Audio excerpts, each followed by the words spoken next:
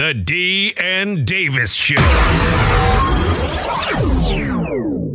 D. and Davis Show. It's time to kick up your sports talk week with us on a Wednesday. So I guess it's not the beginning, but it's the middle, but it's the beginning because it's us doing it. You know you like it.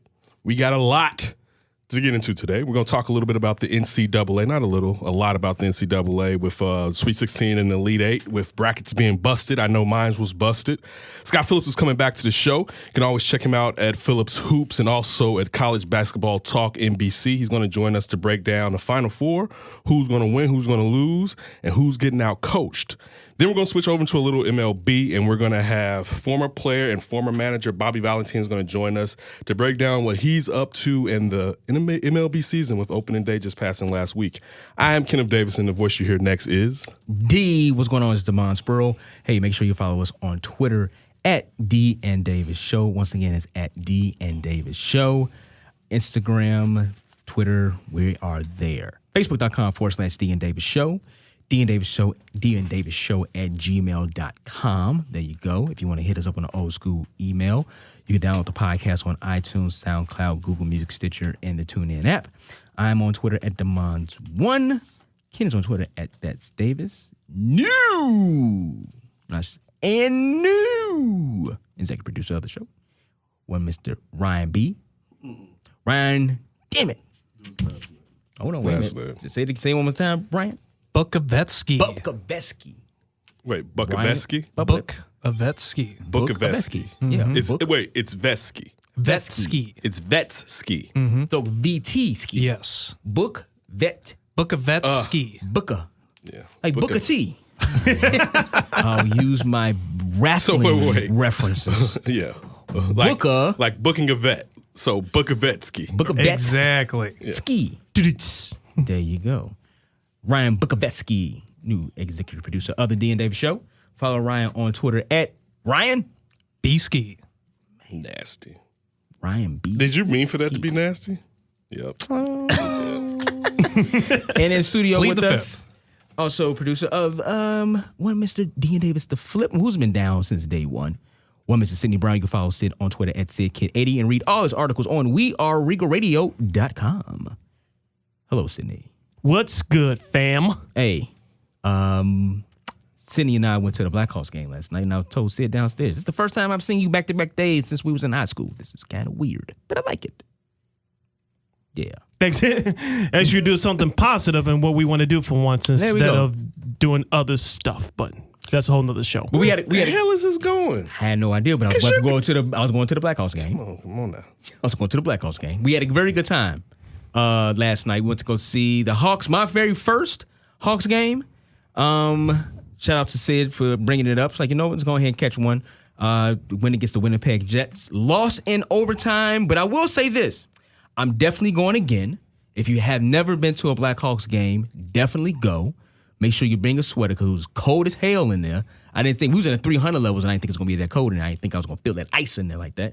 But no, man, overall, everybody around us was good. Good time. Sid and I was on WGN, standing behind Dan Rowan. He was doing a pregame show. So that was kind of cool.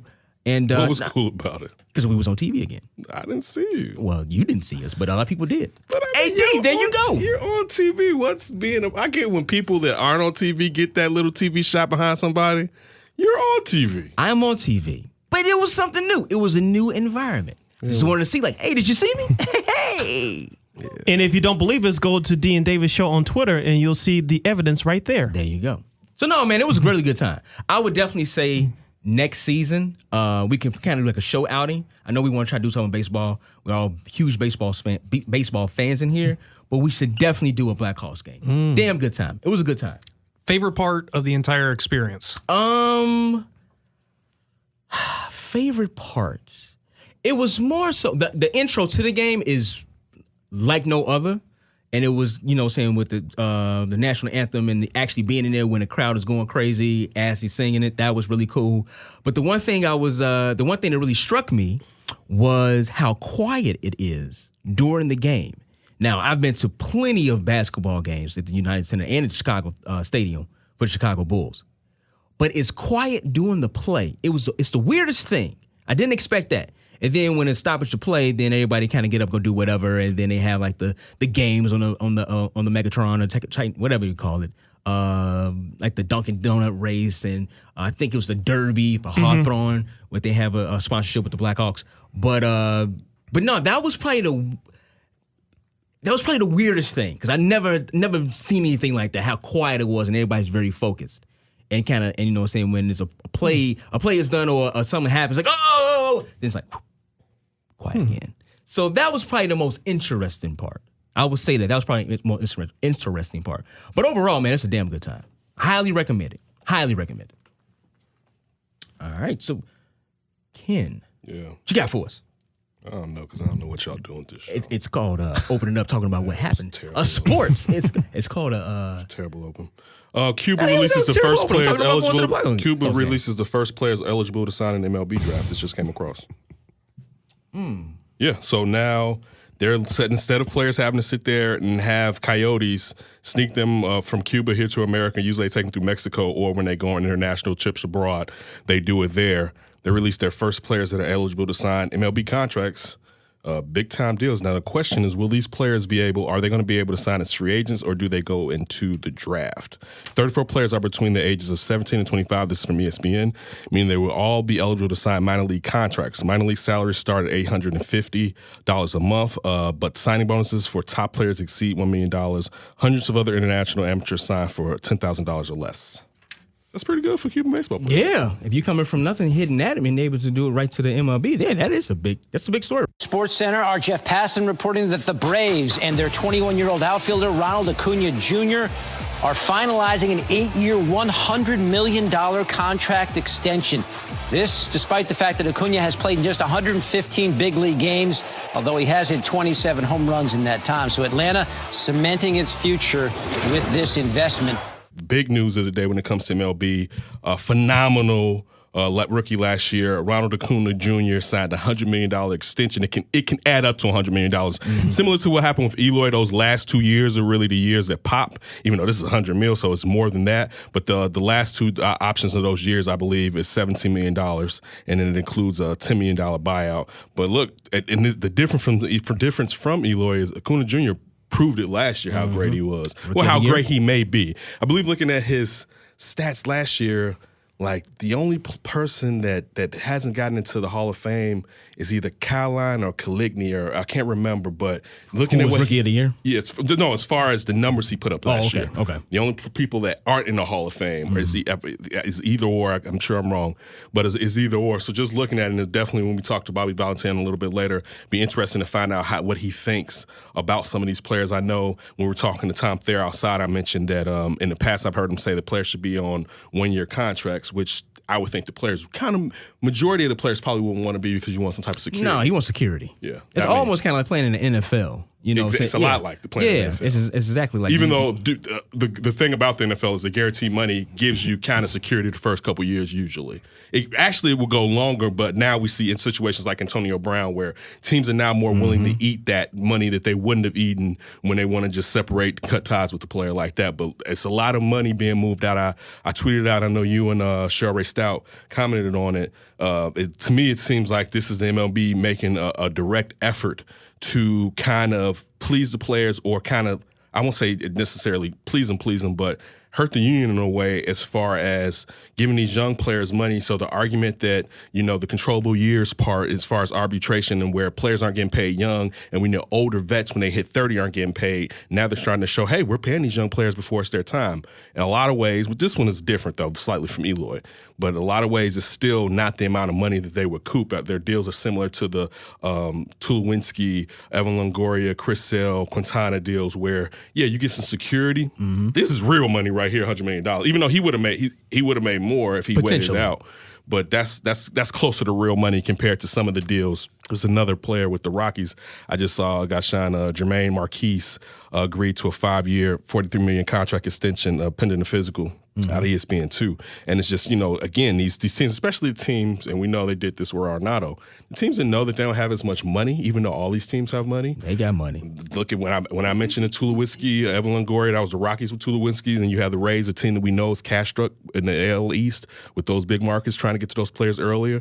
it seems like, and I know Rick Hahn was on Lawrence Holmes' show today. Shout out to Mitch for letting us record here at 670 The Score, which was pretty good. Make sure you check out Joe Madden and the Rick Hahn interviews on Lawrence Holmes' show here at noon at 670 The Score.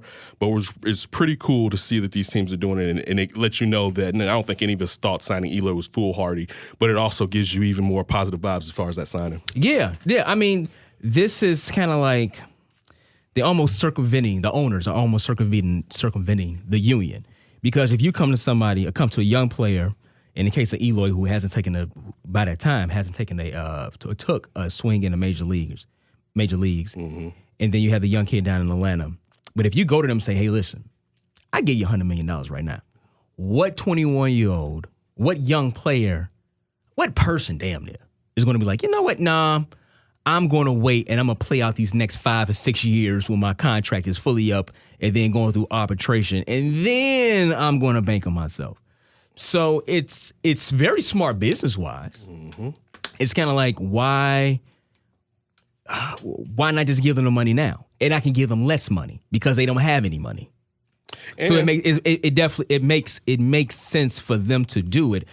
But as they said, we was talking to Tom Thayer before we started the show, and you kind of asked the question, at least from baseball free agency, but kind of like free agency period, especially in baseball. I asked them, do the vets care as much about who's coming behind them, or what did Kurt Flood really do? I mean, he was looking towards the future. He was thinking about the future. I didn't ask him that. I said I asked him that. No, you stated it. No, okay, all right. I stated it. Okay, fine. So it's like, what did Kurt Flood actually do? Because he was looking towards the future. He was looking to the future of these players. Because right now it's almost kind of like, I don't want to say it's a crab in a bucket kind of mentality. Barrel. Thank you. A barrel in a crab in a barrel mentality. But it's kind of like, hey, listen, man, I'm worried about mine. And when you don't have a strong union to lead you and say like, no, we're not going to do this. Shout out Tony Clark. And if you're we're not going to do this, and no, we're going to stick to this, and we're going to stick to these contracts, or you just get a damn good collective bargaining agreement to begin with, so you have to worry about all this. What do you expect these young players to do?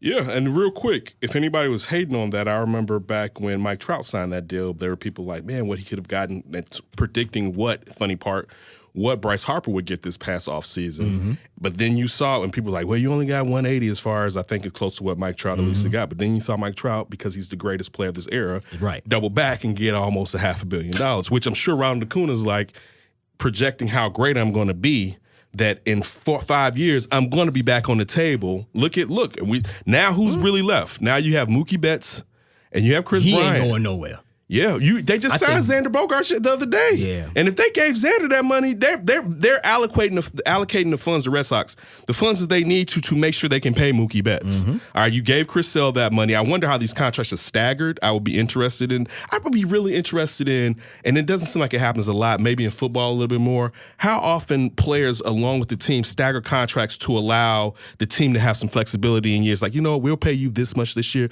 We're gonna take a little bit off and come back next year so that we can move around and pay this player if you kind of staggered. As long as the player can get that total amount of money. You know what I'm saying? So that, and I know in football it's easier because you can move it into making a cap bonus and stuff like that, roster bonus and stuff like that. I mean, it's definitely a conversation they're definitely going to have with their agent and the player to try to see if they can move that, actually do that. But I mean, if you're the team, you definitely ask those questions. But man, listen, I'm very curious to see if the union's going to say, hey, all right, we about to go on strike. They're not. Or this is just a trend of what's going to happen. You get you these five-star stud players in your minor league system, and all right, yeah, we can see, or maybe have a rookie of the year and say, oh yeah, he's going to be that dude. Let's lock him up right now. Let's give him the $100, maybe $125 million.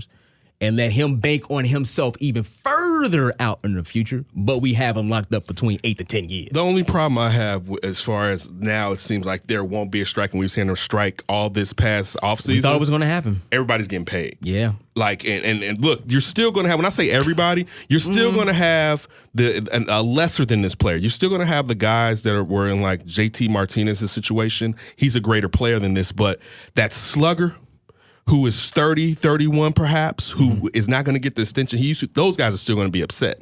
But when you're paying off these young guys and these supreme talented early young vets are getting paid $300 million and up, it's going to be hard to galvanize an entire union to sit there and sit out of that money. I think the owners are almost kind of pitting them against each other. That's what I was saying. Yeah, that's yeah. what I was saying. As far as that's the point, to sit there and to make the unions, I won't say dissolve, but you're weakening whatever they can go and tell the players on why they'll miss money. Right. All right. Hey, listen, it's like I said, it's business. It's a very shrewd business move by the owners. Yes, it is. But if you know that you can get them locked up, and these younger players are they're gonna take it. Why not? Why in the world would you turn on $100 million? You'll be a fool not to, because it's guaranteed, especially in baseball. It's guaranteed. You might not even turn out to be Ozuna might not even turn out to be what he think he's going to be.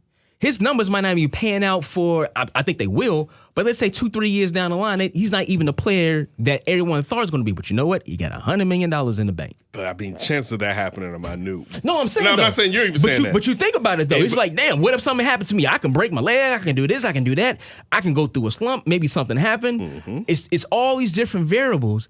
And the owners got to be in their ear like, man, you know this can happen. You know, man, you better take this money. He's under contract to 2026, and then those I know, but he's 21, right? It's 2020 almost right now. That's the thing. Oh, it's a blink of an eye. It's Time is 2020 quick. right now. Yeah. So it's right around the corner. But I mean, listen, man, the Braves know, and they've been setting up this window of as far as what they're trying to do. But man, with this kid, this might be the trend, dude. This might be the trend. Yeah, listen, only Caligniero wasn't in the Hall of Fame, and these are players in there that before 21 had 25 home runs before they were 21, and also with I guess 60-something RBIs. But yeah. I mean, man, listen. It's actually not a bad time to be a baseball fan. Let me ask you this. Except if you're in Chicago. I mean, it's early. Right now, it's early. But if you was an owner, it's no way in hell you wouldn't do this, right? Oh, for them? No. I'm just saying for you the owner. For said baseball, it depends on my market. Team. It depends on the market that I'm in and how phenomenal.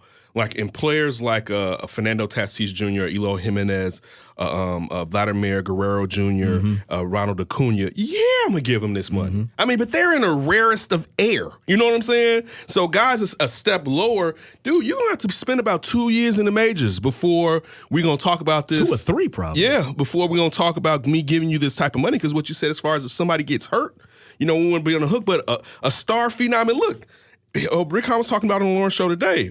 There will be bad times, and some of it won't work out. It's all a crapshoot. Yeah, some of these players won't be the player that you necessarily expected them to be, but it could be Eloy. Small market teams. It could be. I doubt it. Right, I doubt but it too, especially but it could small be. market teams. I know Jason Benetti. I forgot I was listening to. I was watching the White Sox game, and someone was talking about.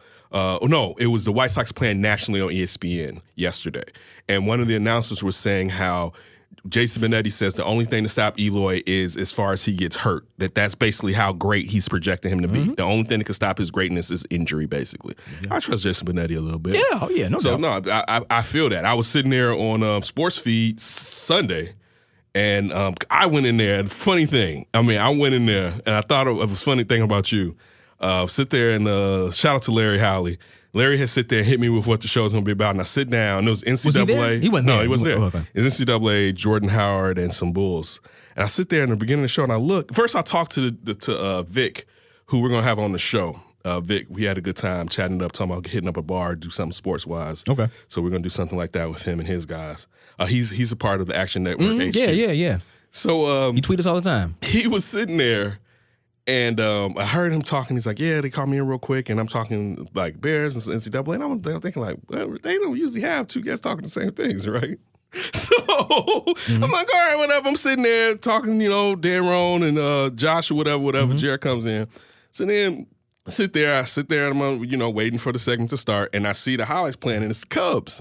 I said, oh, really? Right? But it was so great, because I was talking to Josh, and they was talking. So after every segment, Jared would be like, we need a third segment. We need more of this, right? He would say, we need more of this. And I was talking to Josh at the end, and I had mentioned, I was like, I didn't know I was going to talk about it. And it wasn't as a knock, because I think he was like, sometimes Larry doesn't tell us. And I actually love the fact that happened, because it was just training. You know what I'm saying? As far as, you're supposed to be able to do talk whatever. About anything. So it was good training. And since I hadn't had a chance to talk about the Sox, and I just good old fashioned. And the worst part, I get out of the show. I hate to say this, and we'll talk about this later. And I don't mean to be selfish when I say this. So I get out the show, and I'm thinking, like, I wonder if the guys was watching that one, because it'd be interesting for what their thoughts are or whatever. And I open up my phone, and that's when all of y'all are talking about Nipsey Hustle getting shot. And I'm like, why? I'm sitting in the WGN parking lot like, why? You didn't tell me they got security gates now. Oh, yeah. I'm sorry. Yeah, that was, you know what, Sid, did they have security gates when you pulled up? Yeah, but it wasn't working, so I just drove right in there. Okay. Yeah. So, no, you know what? I think one time, the past time I went, I think they were up, but they weren't working. Okay. So when I pulled up, I'm like, damn, these things are down. But this, I completely forgot about that. I forgot about that. But yeah, it was kind of weird. You had to hit the button like, yes. Yeah, I drove around because I was like, wait, they got another opening I don't know about? Yeah. And then I came back and I was like, all right, can't hit the button. That's it, yeah. But the good part, you could just walk in now.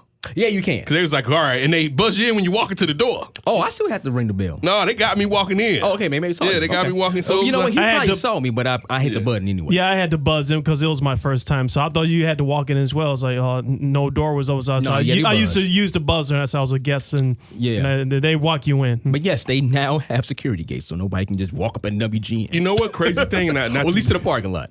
And another thing with the security features and like this, and we seen what happened with that newspaper about 6 or 7 months ago, where the guy went to the newsroom and just started. She was shooting off and stuff like that. Remember? Was that this past year? It was last year. This was 6 or 7 months ago. Yeah. But this is the thing. I went to visit my brother. Shout out to my younger brother.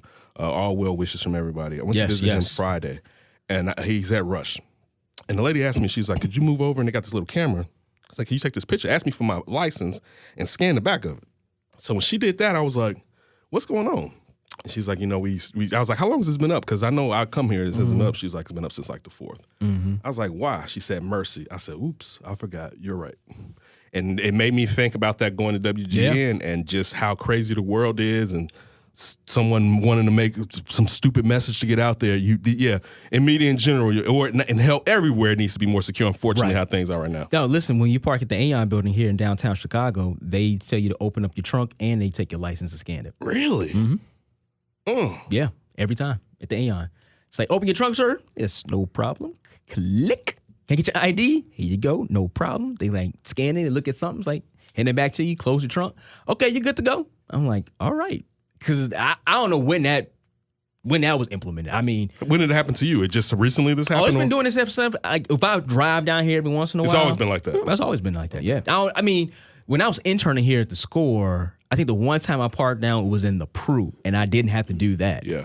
Don't show them which proves security is lax. What? No, I'm just saying. No, I don't know now. I haven't parked in the Pru. It's like a fortress down there. I haven't parked in the Pru in years. Okay. But Aon, oh no, you got to get scanned. I didn't know that. I've never driven out of the Aon, I don't think. Yeah, but now I've only been in there when we was walking your family over there, and it was hot as you know what in that parking garage that day. Yeah. Yeah, that was too hot. Dog, get the dog out the car hot. I don't know. I guess you guys don't want people hanging around down here, but I don't think this is safe if my car's on the other side of this bad boy. We was down there where the people, when the shadow people with us, we was that far deep down. We was down deep. We gotta make it out of here. Wait, real quick. It was this time that we came down here, and what was going on down here? That time me and you and Kyle had to walk all the way back. I thought you was talking about. No. I was talking about the time we walked your family. Me and Tony walked when you, Chanel and them, we walked to Aon. Yeah. I thought it was the same time we talked about. No. Oh, we did I'm talking about the times? time. No. What was the time where me, you, and Kyle came down here to do a show? And I didn't think my cousin was going to make it. Yeah, and I was like, dude, did you hear him huff? And I park in Lakeside. This is a part of Millennium Garages. For anybody that knows this area, we had to sit there and walk all the way through Millennium Park Garage, which is like 8 stories. Yeah, it's deep. Like 8 stories down. all through this garage and walk all the way to cross over into Lakeside. And Kyle, he kept up, but he was done. And I had sports feed. I think I had sports feed the next day. I lost about 4 pounds that day. I looked good on that episode. I was like, I look skinnier right there. It wasn't St. Patrick's Day. No, it wasn't, because it wasn't a whole year ago. It was during like the fall time. It was during the fall when this took place. Did we have a Thanksgiving Day parade down here? I don't know, but it was like, damn. We was like, everything was closed off. And I was sitting there, we had gotten out at one point, and I told them, I'm like, look, we were on Lower Randolph. I was like, if we walk up and go there, we may be able to do it. And he's like, no, let's go this way. And once we start going our way, it's like, all right, we going to really go now. Since we going to go deep up in here, we going to go deep. Damn, now you got me thinking. You basically had to, we had to keep walking till we felt the air. Like, I feel a breeze. I see daylight. Oh, my goodness. Cal, get up. Like trapped in a cave or something like that. It felt like it. I forgot what holiday. It was something going on there. We needed 5 spelunkers to come and get us up out of that. That was a good time. We got a little exercise. We definitely got some. I was just worried about Cal. I was like, shout out to me. I should have been like, you want me to just stay here and I go get the car and come back? It was something because we couldn't go on the other side. We had to go back through there to do it. Yeah, All right, that was wild. We're going to jump into some NCAA Final Four. Scott Phillips is coming back to the show. You know him from College Basketball Talking NBC and Phillip Hoops. Dean Davis. What's up, Chicago? This is Chris Sosa from Red Eye, and you're listening to the Dean Davis Show. Dean Davis recording from 6-7 The Score. Right now on the line, we have Scott Phillips, College Basketball Talk on NBC, and also always check out Phillips Hoops. Scott, how you doing? I'm doing well. Thanks for having me on, guys. Appreciate it. We always appreciate it, man. Listen, my bracket was busted. Duke lost. Who'd you have? Yeah, dude, listen. I was on Sports Feed watching it with the reporters down there, and it was, I'm watching, and Duke, it seemed like they had a chance, and then we're all walking out, and it's just like, oh my goodness, I got the feel of my bracket being busted. And even though Duke had so many close games that they basically should have lost, and I didn't think they were going to win it all, but I did feel like at this point, perhaps they would just lose in the Final Four, but still, it had been epic. But Scott, let me ask you this. A lot of the feedback that you hear now is about Coach K, and as far as the X's and O's and the last plays that are being drawn, what do you think as far as Coach K's coaching style since he's gone to the one and dones? I think it's been fascinating to watch Coach K adjust his coaching strategy because really I think a lot of it comes down to his time with USA Basketball's senior team.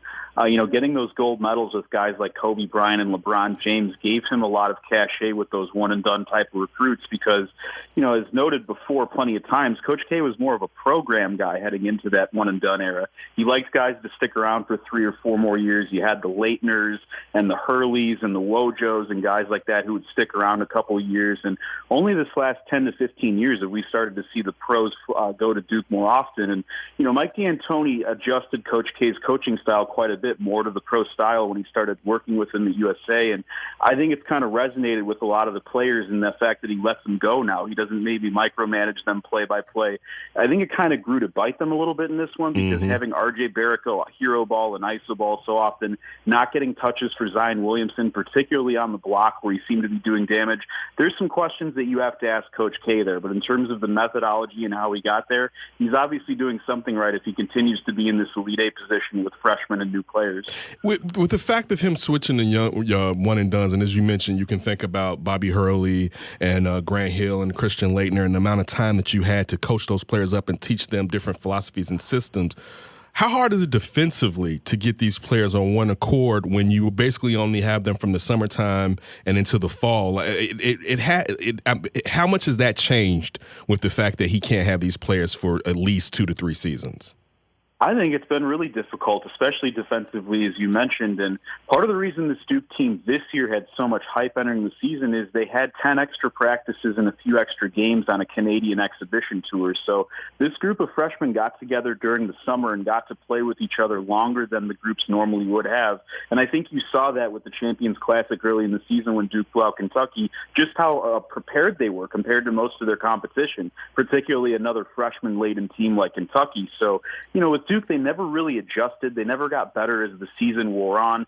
And I'm kind of interested to see what Kay says about this season in hindsight because he had some untimely injuries to guys like Zion Williamson, but also to role players like Jack White and Marquise Bolden. And really the role players never really adjusted to playing with superstar talents like Zion and RJ. And they never had that floor spacing Duke that I think they needed to ultimately make it to the Final Four. Scott, out of these 4 remaining teams that's in the Final Four, a lot of people probably didn't peg to see a Texas Tech or Auburn. But who is one player out of these Final Four teams that everyone should look at? It's like, you know what? That kid right there, he's pretty damn good. I would like people to appreciate Ty Jerome from Virginia, just because I think that Jared Culver from Texas Tech and DeAndre Hunter from the Cavaliers are going to get a little more casual fan NBA draft watch interest. But Ty Jerome, Virginia's point guard, a junior, is a tremendous ball player. He's getting a little bit of first-round love himself. He doesn't look like the type of dude who would be an assassin. He looks like somebody you would maybe copy off of your notes in class. You know, he's kind of an understated type of dude, but man, he hits some cold-blooded three-pointers. We saw that in the win over Purdue. He's an orchestrator on offense who's great in ball screen situations, and I think he's really underrated defensively as well. He stands about 6'4", 6'5", makes it a lot tougher on smaller guards when he's defending them, and you know, he plays at a slower tempo for a team that isn't sexy to watch in Virginia, but this guy has the moxie and savvy to make it to the highest level if he ends up turning pro after this season.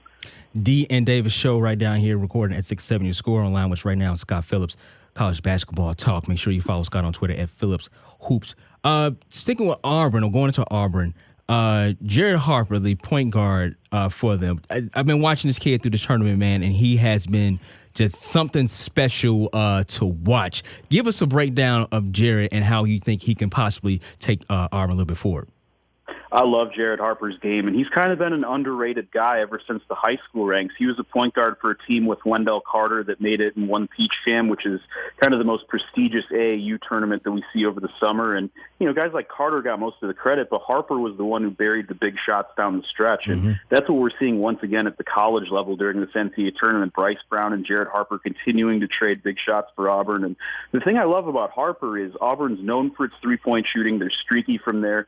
And when Kentucky played Auburn off the line in the Elite Eight, Harper got to the basket and made plays at the rim over bigger and taller players. And I think that says a lot about his complete scoring package and what he brings to the table. And again, you talk about Auburn having so many different weapons and so many different guys that can create and hit shots. And a lot of that starts with Jared Harper's ability to break down the dribble and hit shots himself. He's been a huge part of this Auburn run so far.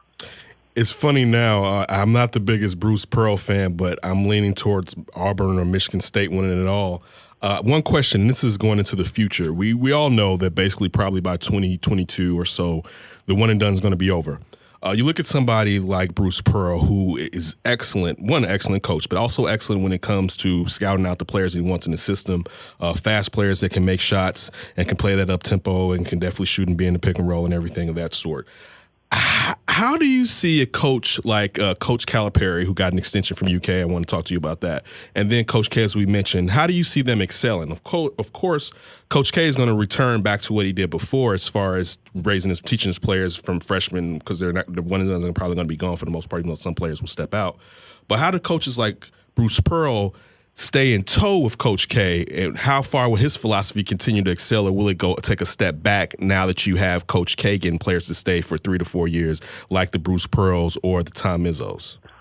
Well, there's certainly going to be some changes, particularly when the one-and-done rule goes away, as you alluded to. We've heard a little bit about 2020, 2021, 2022, as you mentioned, so still a little bit of time away, but I think that we're starting to see some changes already in terms of recruiting structure, particularly with schools like Duke and Kentucky. You get freshmen, but I think really what it comes down to is your ability to land talent year in and year out, because we see so many guys transfer now, over 500 again this offseason. We have so many guys who are going pro, and not just for the NBA. They want to go play in the G League, or they want to explore their alternative options overseas.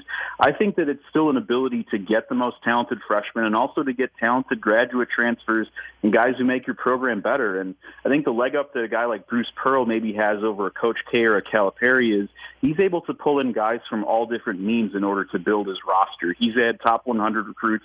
He's had transfers. He's had graduate transfers. And he's going to continue to do that in order to make sure the Tigers have the competitive balance with the Kentuckys and the Tennessees of the world. With John Calipari and Coach K, you can't beat their NBA track record at this point. They've put so many guys into the pros. They have the top 10 picks every year. They've got the pros who can call on their behalf and kind of say, hey, this is the path that he brings you on. But in terms of a 3-4 year program, you have to look at programs like Auburn or Michigan State and see the success they've had on the floor making Final Fours, and you have to give them a serious look as well if you're going to be that type of player. Scott, one thing, and you just mentioned something that's been on my head a lot with Travis at UK down in Kentucky, and the fact that you have Calipari bringing him in, and Calipari has usually had young teams outside of some of the vets that stay, but with the key players have been young. It would seem to me like that would be something that he would implement each season going forward to bring in older players? I know it seems like the younger players said that Travis really helped them. Will we see Calipari doing that as far as – it may not be every year, it's depending on how good the player is and the positional need, and even Coach K now. Will we see both of them really going into the grad transfer and using those players that were good on mid-level or even high, blue blood teams that are, Stanford or something of that nature, those type of small schools that aren't necessarily the teams that you expect in the Final Four, and bringing those players on to add to the young players and try to help grow those players?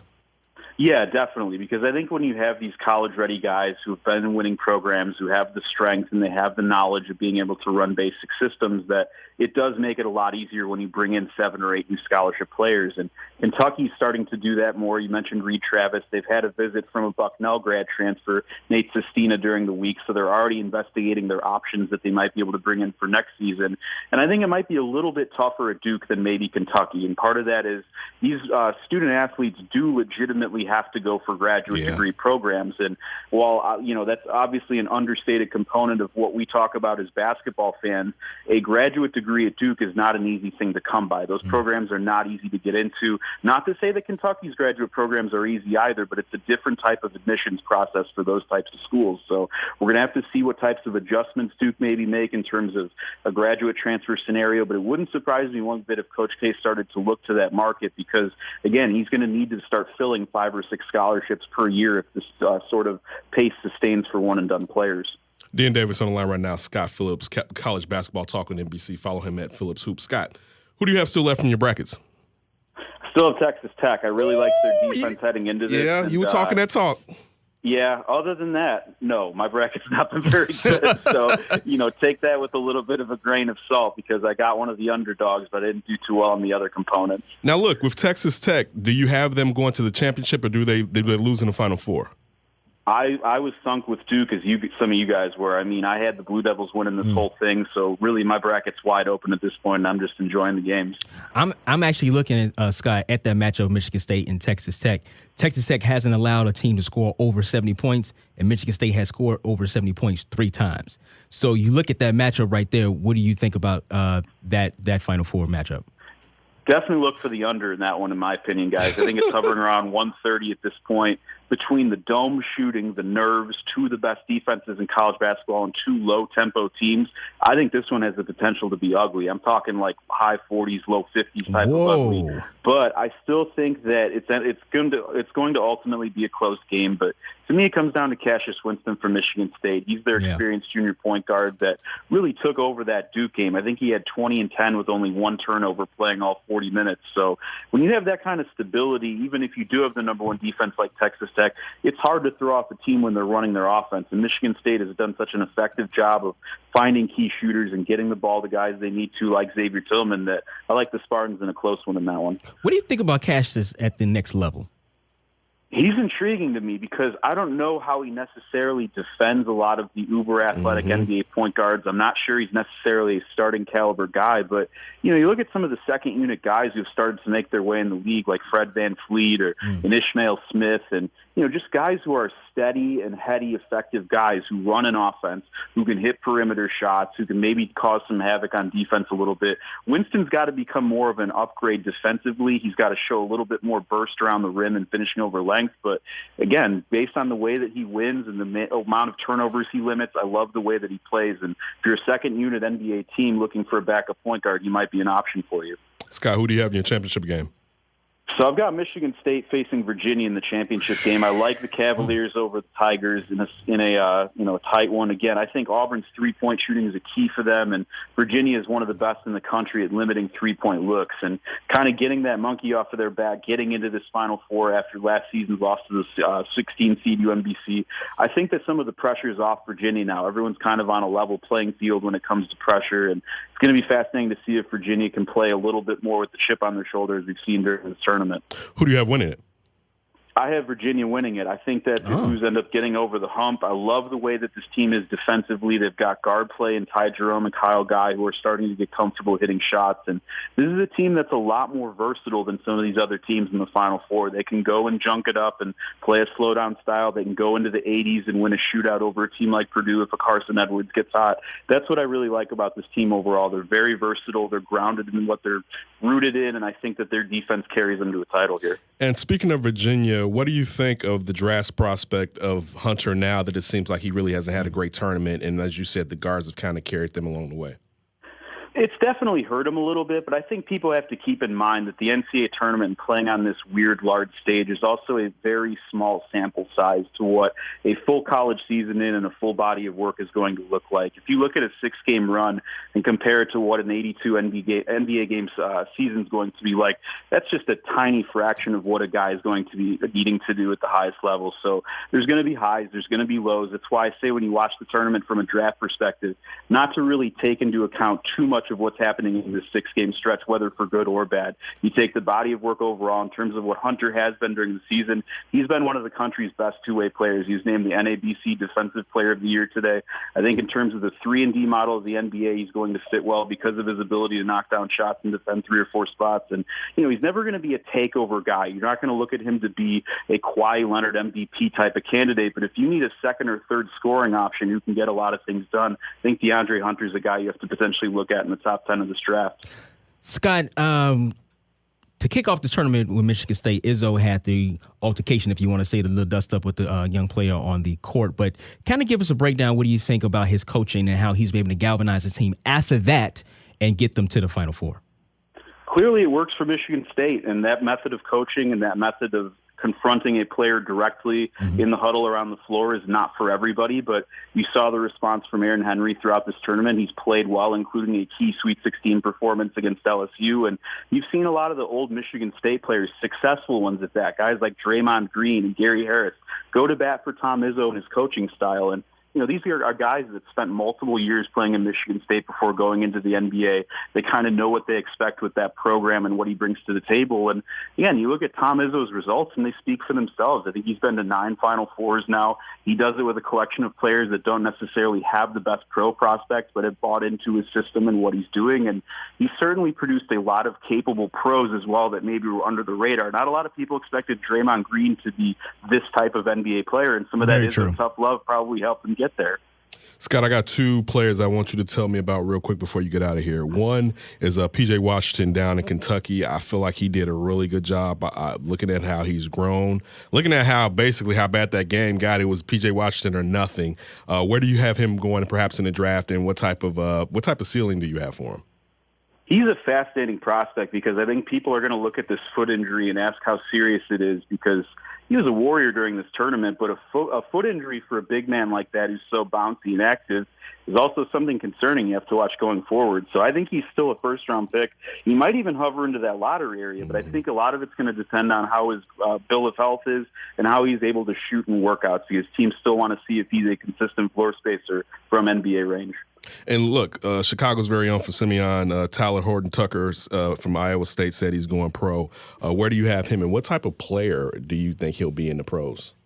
Taylor Horton-Tucker is fascinating because he's one of the younger players in the draft. He just turned 18 during his freshman year of college and kind of a grade level younger than a lot of his peers. And I think his perimeter scoring package is fascinating. His shooting percentages weren't all that good this season at Iowa State. There were times he took some hero ball shots and didn't necessarily play his best. But, ultimately I think he could hover into that late first round, early second round conversation with good workouts, because there's a lot to like about him. He's got a plus wingspan. He has an ability to create a perimeter jumper on his own, which is not easy to do off the dribble. And again, I think he's so young that teams are going to be tantalized by that upside and what he brings to the table as a perimeter scorer. Scott, man, thank you so much for hopping on with us. Really appreciate it. You know what? I want to have you back on. We both want to have you back on around the draft time to try to talk about some of the players coming out, possibly, just got to get a background out of the players coming out. Oh, definitely. Be happy to come on once again and talk ball with you guys. It's always a great time. Nice. Great having you, man. Thanks, Scott. Appreciate it, guys. And that was Scott Phillips. Make sure you follow Scott on Twitter at Phillips Hoops. Chicago basketball talk on NBC. I don't know. He said he had Michigan State versus Virginia. Yeah. And Virginia winning it all. I got Michigan State versus Auburn. I have Texas Tech versus Auburn. I think with that defense with them, I do agree that it's going to be low-scoring game. I don't know, it's going to be like 40 to 50 something. I think it's going to be a low-scoring game, probably in the 60s, maybe high 50s, low 60s. But I just have a feeling with this defense and how well they've been playing, I think Texas Tech is able to probably slow them down. Well, yeah, I mean, Michigan State is not like about slowing them down, though, is as long as they can make the shots. That's true. That's true. And you're sitting there, and but they so long and wiry, though, man. They can lock you down. Yeah, but it's not like you're playing a weak defense in Michigan State. True. And the thing is, when you look at the fact, and I know they got Culver down there at Texas Tech, long wing guy in the lottery now.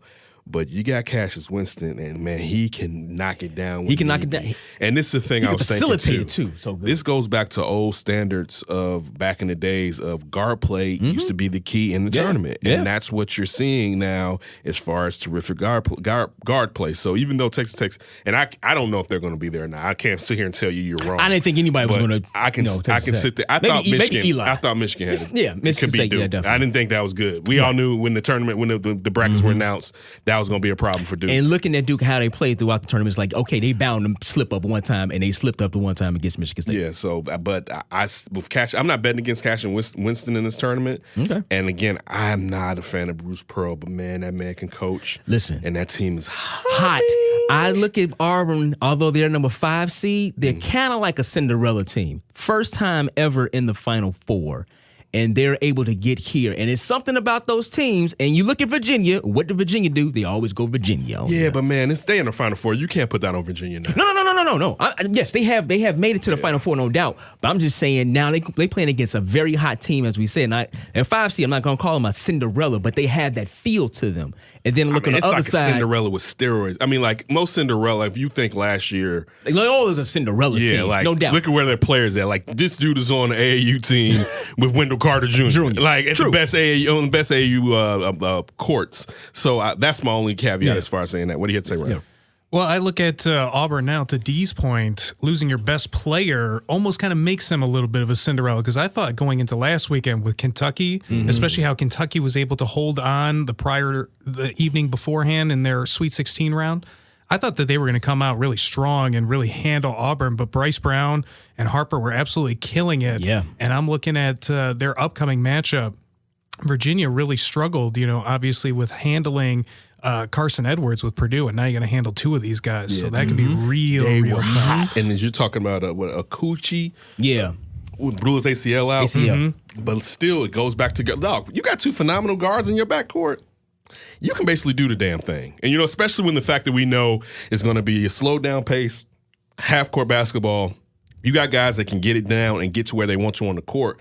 Man, you have leverage in these types of situations, and Auburn has 2. And that's the thing where, believe me, I mean, I have no problem with Auburn. I actually have an affinity for Auburn, being somebody from Alabama, even though the big school is the big school, Roll Tide. But I've always loved Auburn also. But War Eagle. I was watching the highlights from the Atlanta Braves game and the Cubs game, and they still going with the tomahawk chalk and that like that was it is Georgia. So, and they're not in Atlanta anymore. They're like on the outskirts of Atlanta. So I mean, to be fair, the Indians are still the Indians. Yes, that's true. And Washington is still Washington. And some of those Kansas City Chiefs fans in football, they still do that too. The old chop. Yeah, they do. They definitely do. Yeah. You thought it would stop by now, but unfortunately it hasn't. Man, you thinking this America that stopped? People will probably start doing it again, son. Yeah. We stopped putting that. Now everything's on the line again. Louder. Hit it. Get it. Don't make me change it to MAGA. Get him with the MAGA chop, son. Iron MAGA. Yeah, no doubt. All right, coming up next, we're going to do something new and fresh. Our executive producer, Ryan Bukowiecki, he has a segment now. He has his own thing. Something Tony didn't even have. Look at that. Up for grabs. Let's do it. D and Davis Show. Yo, what's up? This is Rashid Hadi, and you're listening to the D and Davis Show. Yeah. D and Davis Show, and it's time for Up for Grabs. Ryan Bukowiecki's segment here, so look forward to it. He's going to give us topics. I won't even put a number on it right now because I don't want you to feel it's necessary to always get to a set number. Like, because, you may bring some weak stuff up in here. Just like, I got to get to this number. Oh, no. We can't get on this airwaves at all. We got to keep things strong at all times. Keep it very strong. So you hear Ryan's voice right there. So, Ryan, there you go. Also, what kind of bed you going to put under your thing? How you going to do this? Yeah, we're going to put some music behind this. What type of music? Let us know right now. Well, it's got to be hip-hop for sure. Why, Ryan? Why it's got to be? Because that's always what I go with. That's my favorite genre. I don't want some Soundgarden up under this. Okay, I can get some Jason Aldean, some Taylor Swift under here. Yeah, right. I said Soundgarden. A little Nas X. How about that? Can I get some Black Hole Sun? Maybe, Stone Temple Pilot. Okay. With that, let's go up for grabs. All right. With some of these topics here. Let's start off with something that Dee forwarded to us earlier this morning. A nice little bit of Brandon Hyde, who was the ex-bench manager for the Cubs before accepting the managerial position for the Baltimore Orioles. And he took off his pitcher, David Hess, in the middle of a no-no. He went 6 complete innings, started the 7th, got the first out, and that's when Brandon Hyde took out David Hess during his no-no bid. And the reasoning behind it was because he threw 40 pitches the other day on opening day, and that is why Brandon Hyde didn't want to overextend his pitcher. Oh, I was shocked because I knew my pitch count was decently low, and so really just kind of trying to figure out more what was going on. And so when he came out, it was him basically just saying, throwing 40 pitches the other day, just trying to keep health the primary thing, and knowing that it's a long season. And I could tell that he really was fighting against himself a little bit because I think the excitement was there. To me, this is a guy out of your bullpen because they got 4 starters. He's kind of that Mike Montgomery for the Cubs. He's a starter/bullpen guy. This is your one chance at probably a no-no ever. I don't think he's a player that's going to be a part of your franchise moving forward. He's not a star player or anything like that. I say let the kid pitch. I'm with you. I say let him pitch. You never know when he's going to be able to get a situation like this again, that he's 6 1/3 in or 6 1/2. 6 1/3. 6 1/3, right? You never know if he's ever going to get it again, right? And listen, they are rare to begin with, right? So he probably would have got hit. You never know. My whole thing is, you never know when that's going to happen with someone. Don't do that. Just let him pitch until he get hit. And at the time, he had an 82 pitch count. Yeah, so it wasn't even like he was a lot of pitches. As you said, he pitched he had 40 pitches on the opening day. Opening day. You're basically asking him to go to about 110, if not 120, right? And how long? But he was dealing, though. Yeah, but how long has he been stretched out? And then, look, let's just say the next inning, because that was a 6th inning, you said, I believe? They took him out in the 7th. He went 6 complete. Yeah. So let's just say in the 8th, they took him out, and then they got lit up. Even though they won the game, they got lit up after that, correct? Mm-hmm. So one of those relievers is going to be in there anyway, messing it up for him in the first place. My thing is this. You mentioned that he's not central to their plans for the future. But still, the manager, he's a rookie manager. The last thing you want people to hear, and you can even go back to here, is someone talking about you had him out there too long. Like look at Morrow last year. Mind you, he was here with the Cubs. I know you can say Morrow is more central to the future of what the Cubs planned last season. But what's the reason to stretch out someone in the 3rd or 4th game of the season that they may be out for a few weeks when nobody's really, not to say that you can't go this deep. I know some old timer be like, we would throw 150 on the opening day. But the risk of injury, regardless if you look at him as being a long-term prospect on your team or not, and he's been playing fairly well, I can kind of see why he felt like he didn't have to. And also, this is my last part. We don't know if the player told him, I know they've talked publicly, that he was getting tired or not. Nah, he didn't want to get pulled out. He said that? Yeah, when you looked and when he was coming out there, he's like, what are you doing? But I'm like, Medio, I'm saying, like, have you heard anything as far as what he thought? I don't think he specifically said, like, hey, I could have kept going. Yeah. He was definitely surprised that he was pulled at the time, and he said that. And he mentioned in his public. pitch count. He mentioned his pitch count. Like, I didn't throw that many pitches. I think he was kind of sideways saying, like, listen, I could have kept on going. Okay. I didn't have a lot of pitches. And his face reaction when he came to the mound was like, what are you doing out here? Right. Like, what are you doing? Like, he was shocked. I'm pitching a no. So wait, he showed up his manager? No, he didn't. No, he didn't. Don't ask me why I'm coming out. You know why I'm coming out here. Well, I would think that ball. Give it to me.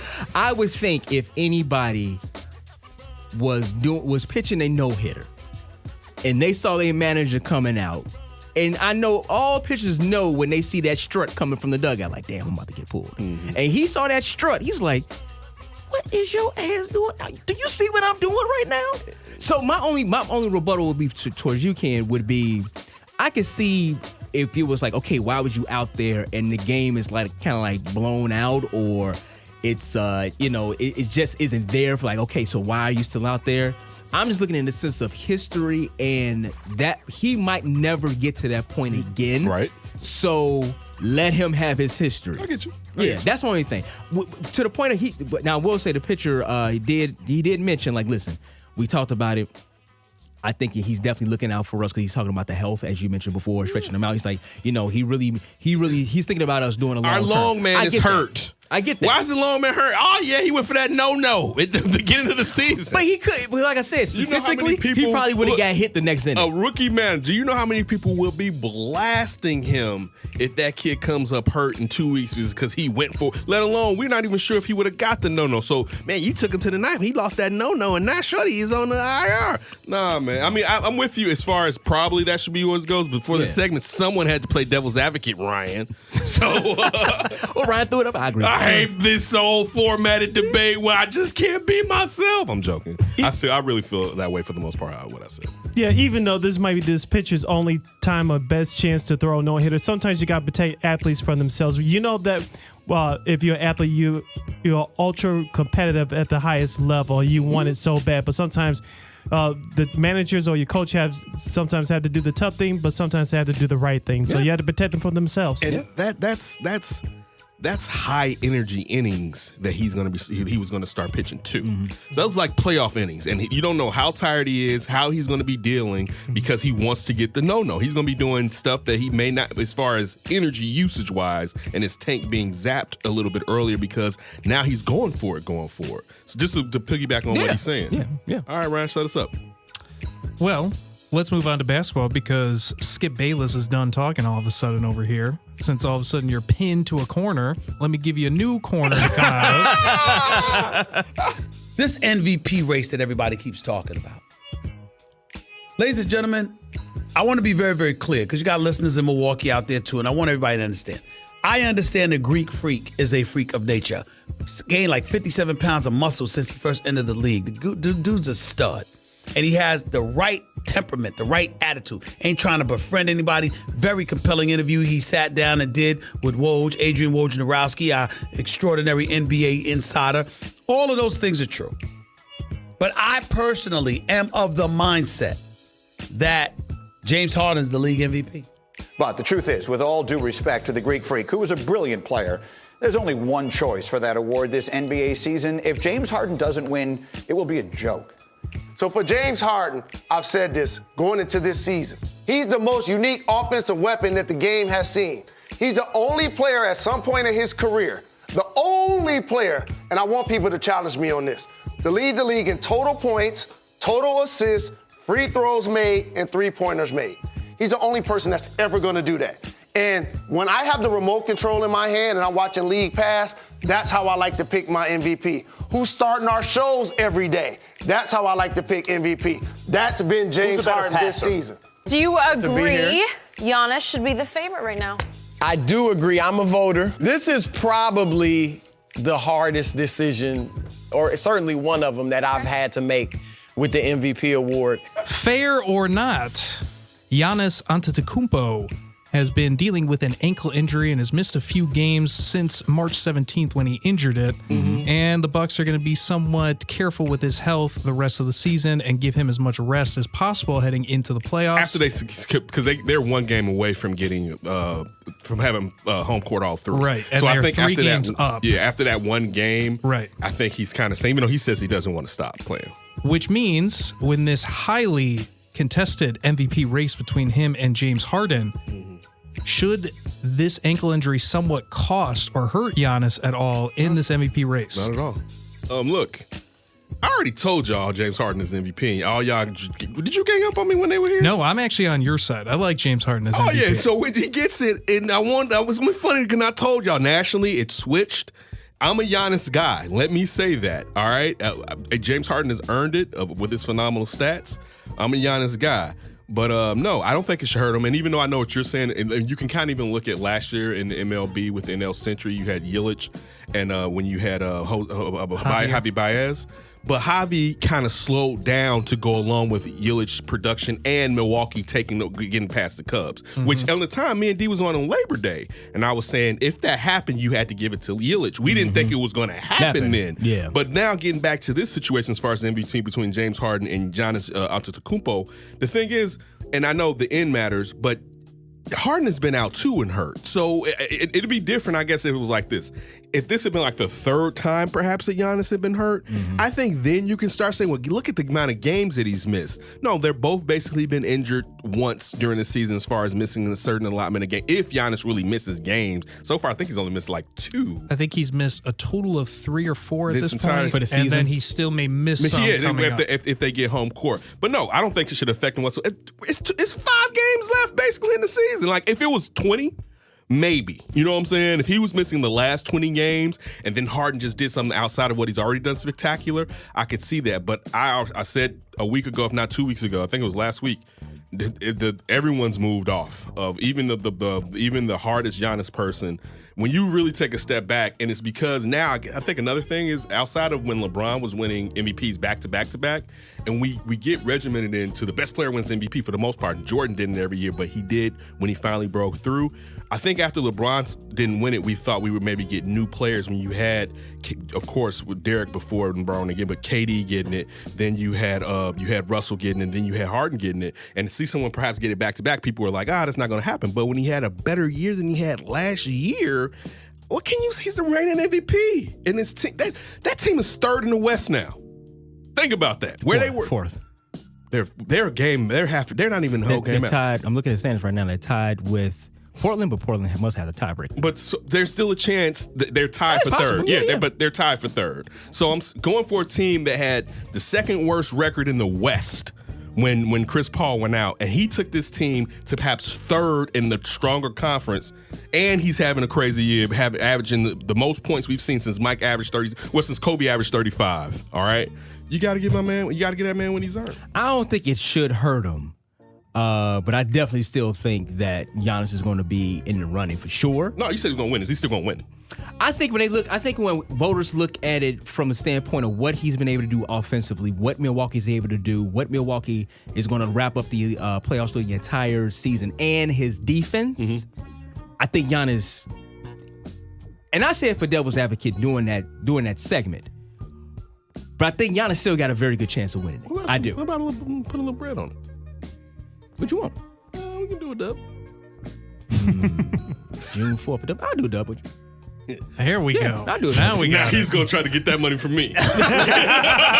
Sidney's like, how can I bet Ken on something to get that $20? But losing those 5 games.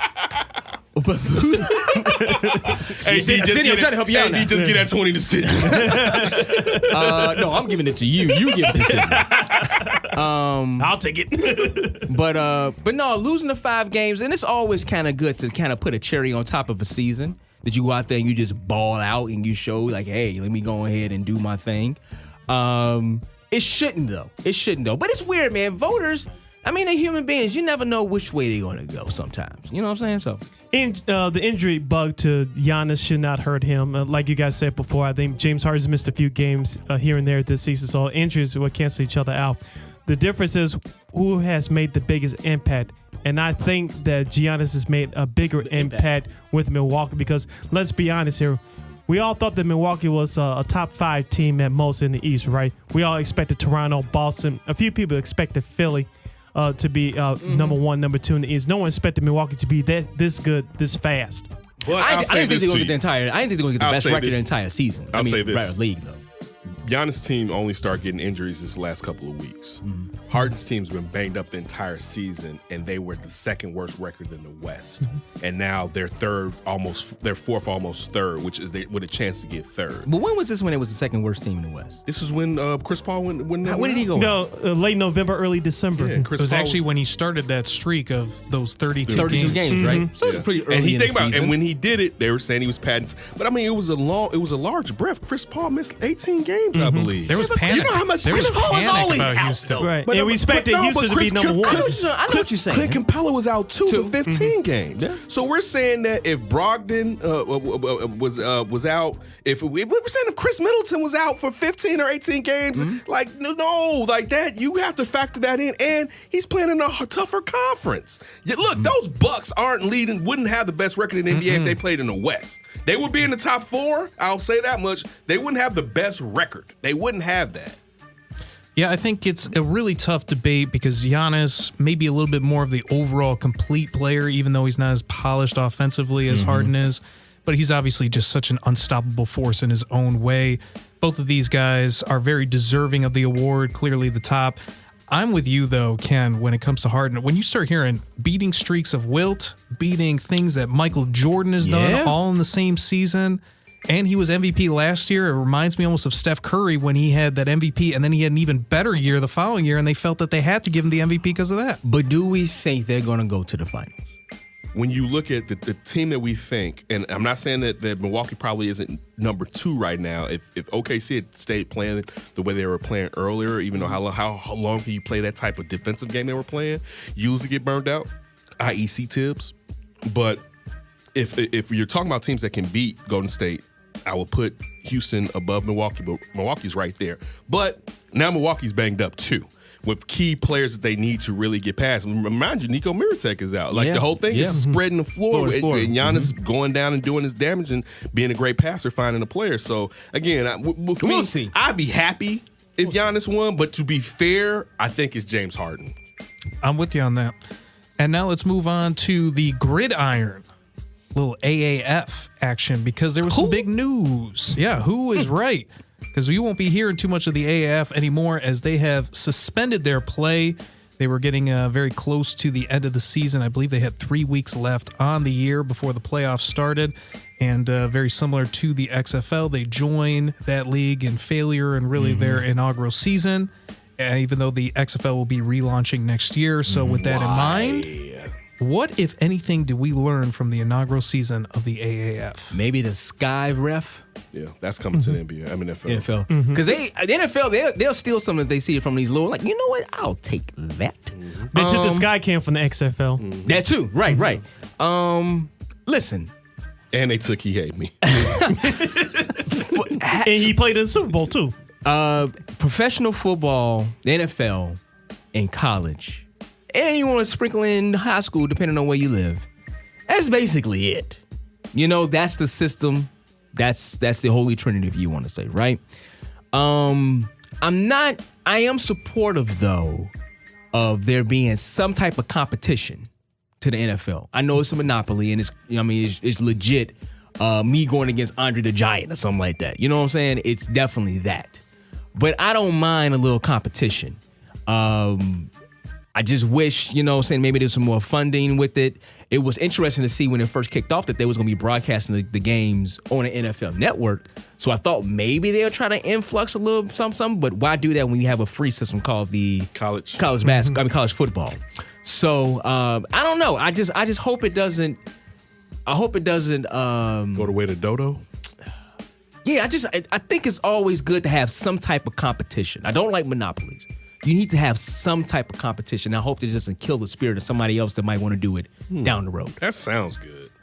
I don't like the level of play on the lesser teams. So what you're saying is right and fair. You shouldn't have monopolies, all right? Because we know competition for us, the consumer, is supposed to bring us better everything with competition.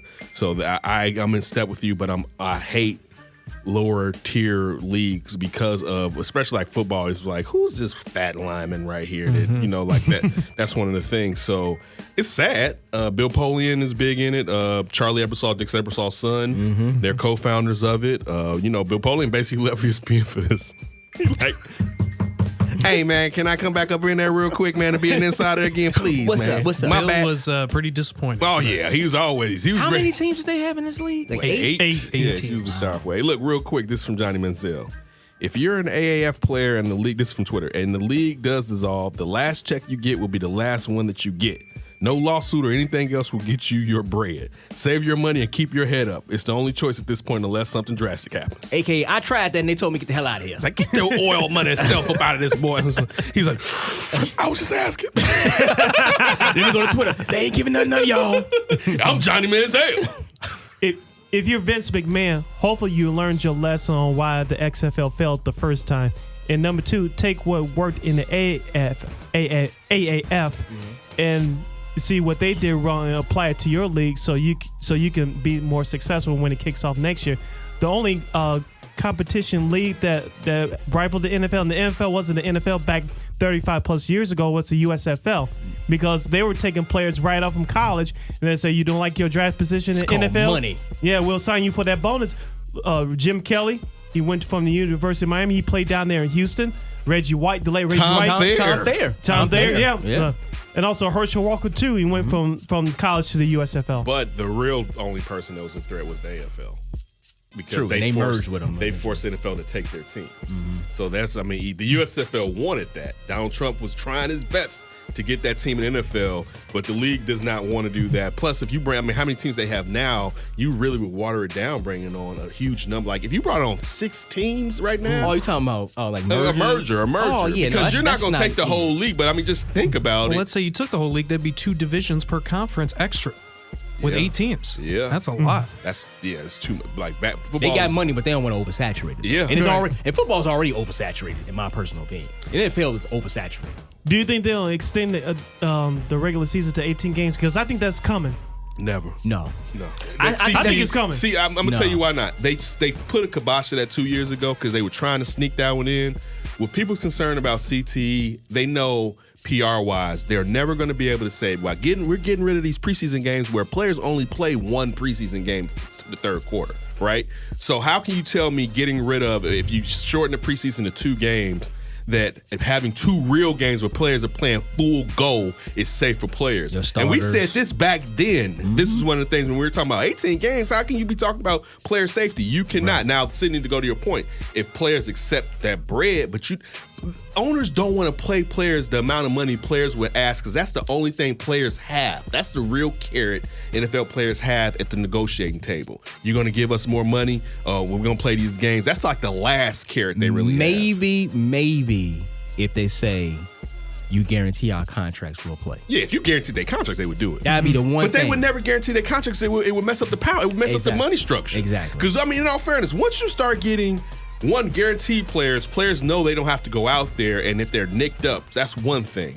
But then you start having this dead money from players that are in the training room and not on the field because they have guaranteed money. That will hurt the NFL. They have the money, but do they want to spend the money? That's the question. And they'd have to do some restructuring with the collective bargaining agreement. Yeah, it's a lot. It's a lot.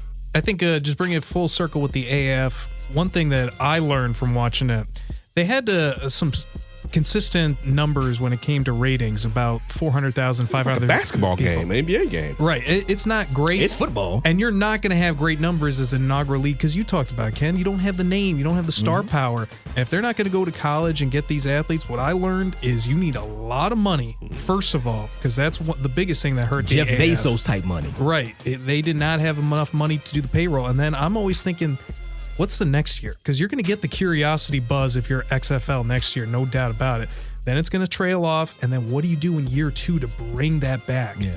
That's going to be the challenge. Yeah, the only way that a semi-pro league would happen is if you just didn't have college football.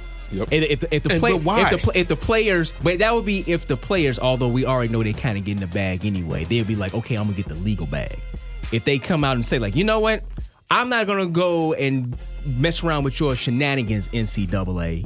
I want my bread now. Because I was reading an article and it was talking about how a lot of players coming through the combine, these teams are putting the red flags on them already. Their bodies are already banged up. So you're already going to get like maybe two or 3 years out of you. So it'll be up to the college football players, and their young teenagers, to actually say, like, you know what? Now I have this information. I'm going to use this information this way. Hey, semi-pro team, I'll come play for you, and then we'll have the draft coming out of your system, your league, instead of the NCAA. That's a lot, Question though. That's this semi-pro team, and does it have age restrictions? Because if that high school kid's getting on there with a 30-year-old man, that's true. Barreling down on him and that young developing brain, and you talking about red flags, they were like this. Flag. Like the problem is, hell, a 21-year-old to an 18-year-old. Yeah, I'm like the problem. Even then, and we already know these kids are getting chewed up in college. Mm-hmm. If you're talking about a stronger league as far as they're playing against grown men or more reps, because one thing at least in college, and they practice, but you still have players that don't necessarily play till maybe their sophomore, junior season. So there isn't the amount of wear. I would think in that situation, everybody's basically playing for the most part. So those players, and of course, big time players play more, but those players are going to have more tread, have less tread on the tire going to the league than they would right now with majority of college players. Yeah. And now one last final question up for grabs. A little fun one, because we had Marvel's Avengers Endgame, another trailer, number 3, dropped on April 2nd, teasing some more of potential battle of Thanos versus the Avengers. So I'm asking you guys, what is the one thing you want to see above all else with this movie? And really quick for me, the one thing I don't want to see is a full reversal of everything that happened at the end of Infinity War. What do you mean by that? Because they're bringing most of those characters back to life. That's where I have a problem. You can't have all of them. Spider-Man can't be dead. Spider-Man can't have all of them. Wait. Just wait. Okay. I like that. So are you saying that, we reversed it, but what Thanos did, this is the point. They're gone because Thanos half of the universes, right? Yes. Right. So just the universe. This is the point. Universes. No, you're right. Universe. I'm talking about different galaxies. I'm sorry. Universe. Yeah. So, you are always wrong when it comes to this. What are you talking about? What? I mean, now you get this one time. You get this one time on me. I know it's hard. I know it's hard when you are wrong, but you're right. It's hard for me. I know it's hard. It's hard for me. That's called life. All right. So this is the thing. What you're saying is basically like 30% of the universe doesn't come back. They'll be like, oh yeah, that world's happened. I mean, because Thanos will still win, basically. He'd be like, hey, I took care of the population crunch. I'm good, y'all. Deuces. My problem, though, is you go from full catastrophic event to nothing really happened at all. It's going to be close to that. But it's going to be the Avengers that die. Well, see, that's the thing. I know it's going to be close, but I need it to be enough. You know what I'm saying? Gotcha. I need enough. I know you want to know what I need? Cap dead. Then I'm good. I'd be like, I walk in the movie, Thanos choke Cap out, and he'd be like, ugh, and I'd be like, you snitch, and I'd walk out. He's all right. You rat think. What do I want to see? Mr. America. Yeah. What do I want to see? You got to tell somebody to kill if they kill your dad. I just basically want to see. My biggest thing, I just want to see how it spins off to Phase 4. Good one. What's the next setup? I'm looking forward to. Yes, the movie, and the movie's gonna be a 3-hour movie too. The runtime is 3 hours. But I'm waiting for after the credits to try to see. Okay, so what's next? Because I'm gonna see this. I'm gonna take that in, but I didn't know what's next. They're gonna have some type of X-Men. I don't think so. I do. I don't think so. I think one of them. I don't think they can do it just yet. They just legally can do it, and they already shot these movies. I think I saw something talking about they shot one of those things quick at one time to put that. Well, they shot both of them. They shot Infinity War and Endgame together. Like one of those in credits. After credit scenes? Yeah, like look. Mid credit scenes? I mean, and also it don't necessarily have to show an X-Men per se. Because you can hint to it. Yeah, you can sit there and hint to it. Just like, for instance, if we go back to the Batman versus Superman, where we started to see the different places that Batman had kind of seen. Oh, something happened. No. You know what I'm thinking about? I'm thinking about it was an Avengers one, and they had something, and on the map you can see they knew Wakanda, what was going on. There was something at Wakanda. This is before the Prince was being introduced. Or getting to my point with Batman, as far as kind of showing that Batman's investigating these other super beings, beta humans or whatever. I think there's a way for them to sit there and look at the Avengers and Fantastic Four, because I did see Captain Marvel this past weekend, and I think they're going to slowly, it'll be the very beginning, they're going to slowly start showing us at the end of this what's the next big universal cataclysm, because it's going to be like, how do we start the storyline to bring everybody together again? Yeah, and also too with the merge with Disney buying Fox, you could honestly, with the amount of properties that they do have, you can actually kind of move away from the Avengers now. You really could. I mean, we know we're going to have a trilogy of Captain Marvel. We're going to have a trilogy of Black Panther. We're going to have a trilogy of Spider-Man. This is number 2 coming out 2 months after Endgame comes out. But now with this new crop of properties, you don't have to go to that. You can literally move the MCU to the Fantastic Four and X-Men. We don't have to see Black Panther ever again. We don't have to see Captain Marvel ever again. People don't do that with stuff that make that type of money. No. What I'm trying to say is I get what that you're saying, can move but away from that because now you have new stuff to play with. But you have some of the biggest movies of all time, especially in this format. People don't leave that type of meat on the No, I think they're going to go through their trilogies and then they see what's next. I wonder if maybe the next ground with superhero movies is maybe taking advantage of the different universes that the comic books have. Like, can you have multiple Iron Mans, but they live in different universes? I hope not. And slightly different You kind characters. of have that with and television. You kind of have that with television now. You have different, like in DC. DC had, But why? True, but you couldn't put Batman and Superman. You can have a kind of a different universe for that, but that's really about it. But I'll say this: with the Fantastic Four, they do that a lot. Reed Richards, he collabs with Reed Richards, or if he's a bad Reed Richards, takes out other Reed. Reed does that so in Fantastic Four, you will have other universes probably in the Fantastic Four. Yeah. But I'm just looking forward to it in general. You know what I don't like though? They don't need to drop so many trailers. I understand why you're doing it. But man, they're giving away too much. You feel like they're giving away something? Yeah, what did they give away man. that you didn't expect in this? Well, I just want to go in honestly because I thought did someone tell me Thanos' outfit with the glove is banged up, right? Yeah. At the end of Infinity War, it was damaged. It was burnt up. Yeah, okay. It was burned. But no, I just want to. Like, I didn't watch that last trailer. The last one? No, the one that got dropped on the second. I mean, I kind of looked at it, but you know what? I want to go in blind. You should watch that one. Shout out to Courtney. Listen, you Courtney take all my money, my friend Randall. Oh, okay. Take all my. Listen, that one right there, because actually the one I they just wanna dropped go in today, blind. the one they dropped today is the best one. And Really? it's short, yeah. The other ones are kind of just like, What are we thinking though? about? Like, what are you thinking? Well, this one is actually This like, sucks. yeah, this is actually a I'm real. fine with that, though. I'm fine with that. But to me, they didn't give us a lot. We all know they're going to go. I don't want no more. We all know that. No, it's like the bloody draws. You need to know. Nope, I don't want to know. Yeah, I don't you know. need to know. This one's like the first. Like we all know they're going to go after Thanos. Yeah. So basically, that's all they're talking about. Like, man, we low on friend. Man, we got to do it anyway. And it's just like, okay, it's like that one. This is the one is actually one. I feel like the other ones I was hyped, but my hype wasn't legit all the way. Wasn't 100% legit. This one's closer to being 100% legit. Like it was like, okay, I feel that one. We only got 2 more weeks to it. So. You got the black man walking, the Don Cheadle walking. I'm like, man, don't let them get to your back out in that War space. machine. Like I know that machine is all you got, brother. Like, So, real quick, you think Cap is going to die? I know he's going to die. Okay, Ryan, who do you think?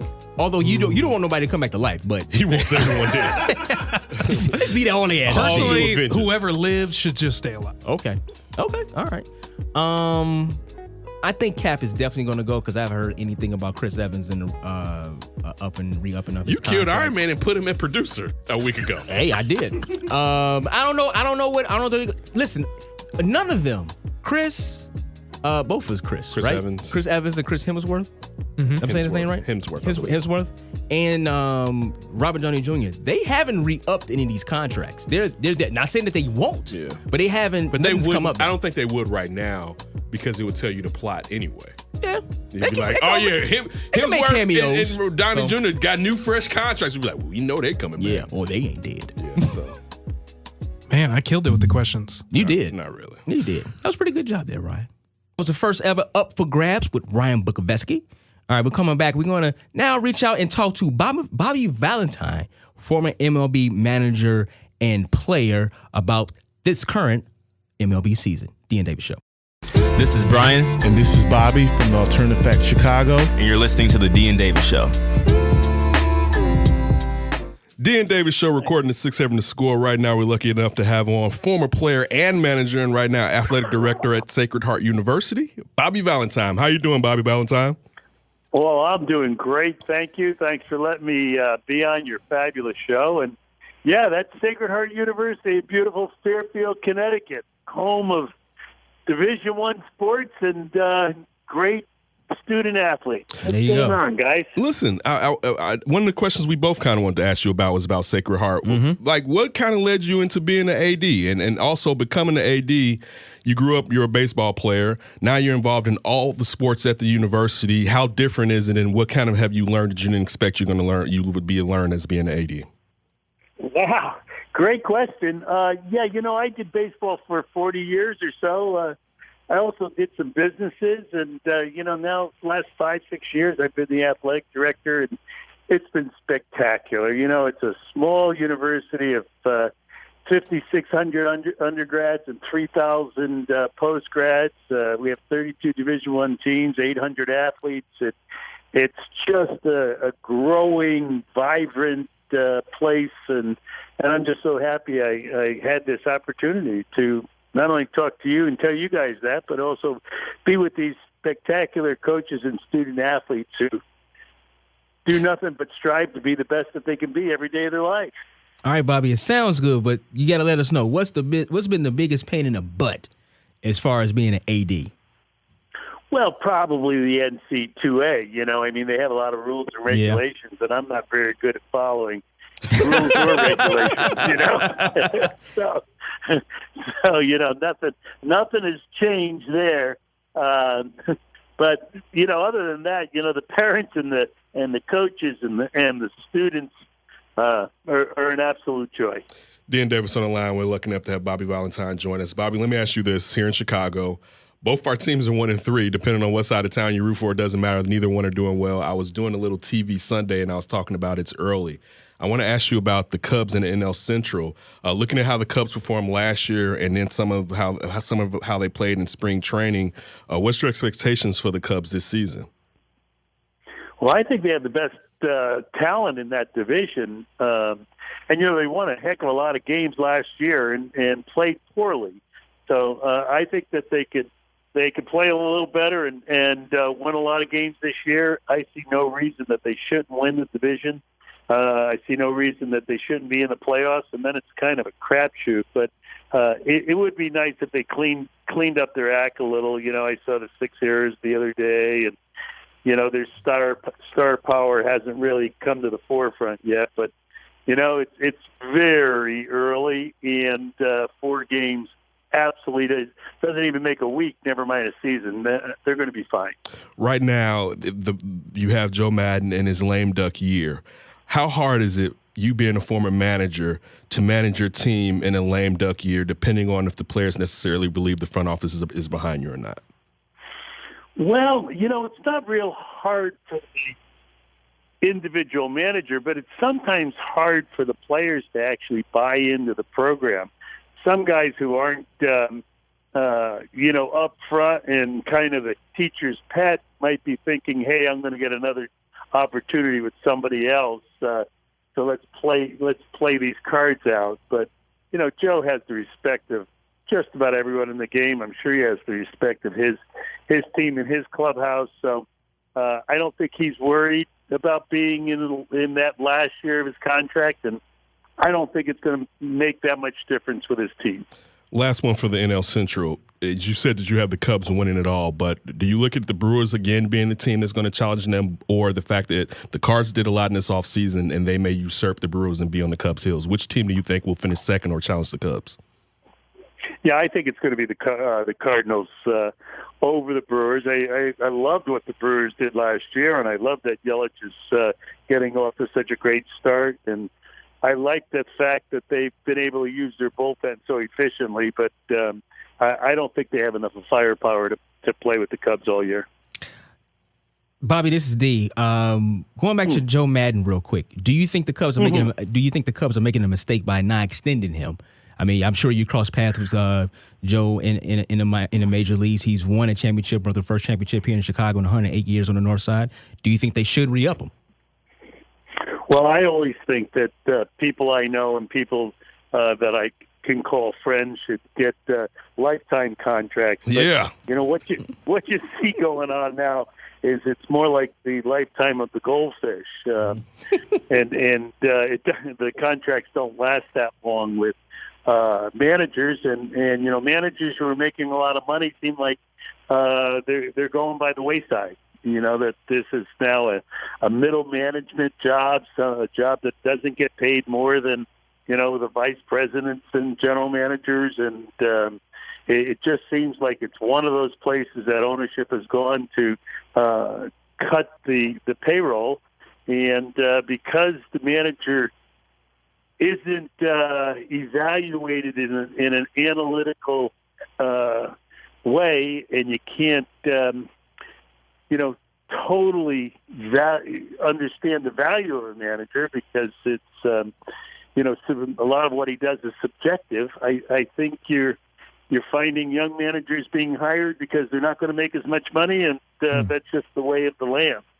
Do you think the analytics side of ball, you brung it up, or even if it just bring you into modern day, if you was managing right now, like how would you work with like the analytics, or how would you work with in these times as a manager with these organizations and these players? Well, I think the same way, I did forever, just by gathering as much information as possible. Today you have a lot more information than you had even 5 years ago when I was, managing, or maybe it's more than that, 7 years ago when I was managing up in Boston. But, as a manager, as a leader, you want as much information as possible so you're never surprised when something happens out on the field. And, I'd use it to the best of my ability, yet, you can't teach experience, and you sure in heck can't get what's going to happen out of a computer. You can get what has already happened, and you can see the data of what might happen, but that's you still have humans playing the game of baseball, and you have to let them play it out. Dean Davis on the line right now. We have Bobby Valentine, athletic director at Sacred Heart and former MLB manager and player. Also, check out the Bobby Valentine Sports Academy at BVP Sports Academy in Stamford, Connecticut. We got to get all your stuff in here, Bobby. There you go, Bobby. We got you. You're doing it for me. Thank you, man. You take care of us. We're going to take care of you. Look, I want to get into the Sox, but before we jump into the Sox, you look at the fact that in the American League, it really is showing itself to be the junior circuit with the strength of the National League. How do you feel about these teams that do total teardowns and that fans have to go through, and we're split here as far as fans base, but me and D are both Sox fans, have to wait years in order to get any type of, I don't even say contention, but the team to have a winning record. Are you pro complete teardown, or is there some happy medium? Well, teams have tried to do it halfway and continued to be mediocre and middle-tiered teams. I think you have to be committed one way or the other. You either have to be going for it or you have to be totally rebuilding it. The thing is, for fans, that you have to have total faith in those who are rebuilding it. Otherwise, you're going to get into a continuous cycle of rebuilding and firing people, hiring new people, and starting all over again. So it's a tough world out there. There's a lot of money to be made. The owners are making a lot of money. The players are trying to make as much money as they can. There's an awful lot of talent out there, and the young talent right now is as good as it's ever been. So, maybe you could catch lightning in the bottle by rebuilding, and while you're rebuilding, also have really good young players that help you contend. You mentioned money, and Ronald Acuna Jr. signed for $100 million today, and here in Chicago, before he even made it to the majors, you have Eloy Jimenez signing for $50 million, basically. What are the pros and cons of signing these players that are on controlled years, as far as you're giving them stability, but I won't say they haven't earned it, but is there a fear that these players could get fat and not bust their tail the way they would if they hadn't had this money behind them? Well, you're speaking like you've been there and done that. When long-term contracts first came into vogue back in the early 80s, and I was managing a team as a young 35-year-old manager, I had my owner ask me a similar question. He said, these long-term contracts, and at that time long-term was 3 years, Now it's like a decade. But he said, are these long-term contracts good to give out to players? And I said, well, you have to look inside the player's heart and look inside his mind. If what he's trying to do is get to the Hall of Fame, a long-term contract's fine because he's going to play as good as he can possibly play every day of his life. If he's looking to just buy the house on the hill and live comfortably the rest of his life, then don't give that guy a long-term contract because he's going to take it down a notch or two as soon as he has the money in his pocket. So I think it's an individual thing as to whether or not it hinders or hurts a career. And, they're rolling the dice when they give someone money based totally on talent without getting to know the kid, the player at all, not knowing how he's going to be affected by family situations that might occur and injuries that might occur. I think you're really rolling the dice. I know you and Charlie Finley thought it should be a year contract, and I'm sure players would complain. I wonder how you would feel it when you as a player if that was the type of situation. You're looking at these contracts that have been given out, and during the offseason there was talk of perhaps a work stoppage, but players are now getting paid at the very top end. We know that the second tier isn't necessarily getting paid, but young players, control-eligible players are getting paid. Do you think there's going to be a work stoppage now when it seems like the MLB is trying to make sure that the union won't have a strong enough leg to stand on to go to the players to tell them they're going to be missing checks? Well, you've done your homework and you know what you're talking about. I don't know if there's going to be a work stoppage, but there needs to be a new collective bargaining agreement. They need to tear the old one up and figure out how to move forward together. The players have had a seat at the table for a long time. I think they feel right now that they're without a seat at the table, and that bargaining is going to get really tough to get that seat back. But I think smarter minds will prevail, and they won't have a stoppage. They'll have an agreement, and hopefully it's an agreement that works for both sides. D and Davis Show on the line with us right now. Bobby Valentine broadcasting or recording right here at 670 Score. Keeping along the same trend, do you think this is a trend now as far as younger players? Do you think owners are now just going to go to these younger players like, hey, listen, you're 21 years old. Here's $100 million. Is that now going to be the trend? Wow. I don't think it's going to necessarily be the trend or be the norm because there aren't many players like Acuna Jr. Around. He'll set the bar, I think. And when you think about how young he was and how much he excelled on the field and the numbers that he had as a young player, it's going to be hard for other younger players to do that well at the same age, so they'll make less than him. $100 million, though, that's a lot of money. Mm-hmm. And when it's spread out over 10 years, I guess it's not that much money. How many years was his contract for? It's basically 9 years. It's 9 options. Yeah, Right? So the options, which the big money, it gets him to 2028. Right. Right. Well, I mean, that's one of those things. I don't have the crystal ball to look 10 years down the road, but we'll see what it's like. And it's all I could say. Just like you're saying, we'll see what it's like 10 years from now when we're looking at Harper, Machado, and the other young players now that are getting 10-year contracts. I think that's an awful long time to be committed to one player. One more before I get to the White Sox. You ever thought you would see someone get a $400 million contract? Well, I did not. And, because like you said, with Charlie Finley and I, we're on the same soapbox of everyone should play 1 year and earn their salary and play the next year. And matter of fact, I remember in 1973, I was offered a 3-year contract, and I told the general manager, no, you haven't even seen me play yet. Wow. Wait until you see me play. I'll take just a 1-year contract. And I broke my leg that year and never offered anything but a multi-month contract after that. So, you have to see how it's going to work out. But $40 million a year, I guess that's a good wage for an entertainer who has 162 live performances during 1 year at the highest level of performance that there is. I don't think it's overpaying them, but it sure is a big number. I'll take it.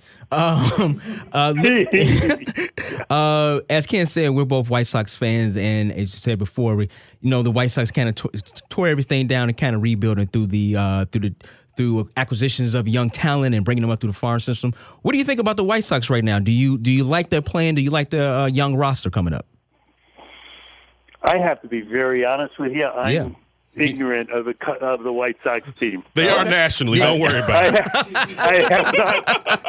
They have not been on my radar. Yeah. Like I mentioned, I have 32 Division I sports teams that I'm with. I follow a few teams religiously because I'm here in the New York market, and a few teams that I'm personally associated with. But the White Sox and I our paths had never really crossed, except for I remember 1974 playing opening day there when it was snowing, and we had 18 streakers, one streaker every half inning. I was playing left field, so I had an up-close and personal look at some of those butts and boobs. Yeah. Hey, welcome to Chicago on the South Side. Yeah, no, that's not Chicago South Side.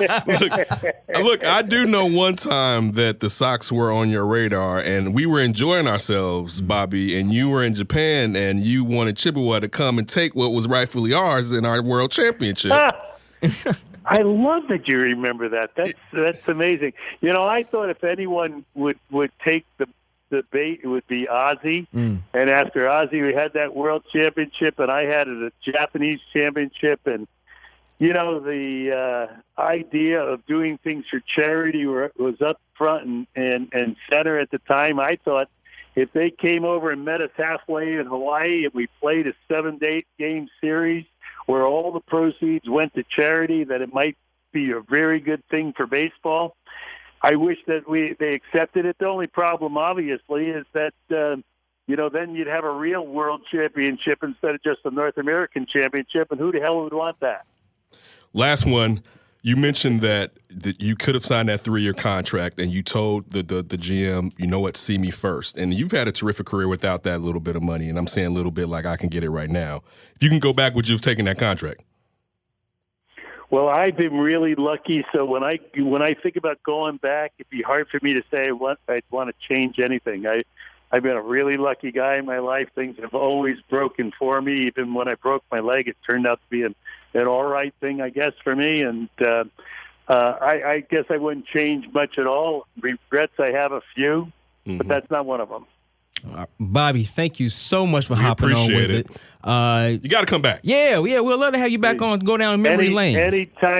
Anytime you need to fill the airways with some of my BS, call me back, and I'd be glad to be on your show, guys. I have to ask you, job. when you come back, I have to ask you about the mustache in the dugout. I just got to ask you about that. I was a young baseball fan, and I saw that, like, you know what? Yeah, I like we got to guy. get into some Mets days. Yeah. We got to get to some Mets. 20 years ago that was, guys. Think about that for a second. That's 20 years ago. We're talking about 2 minutes in time.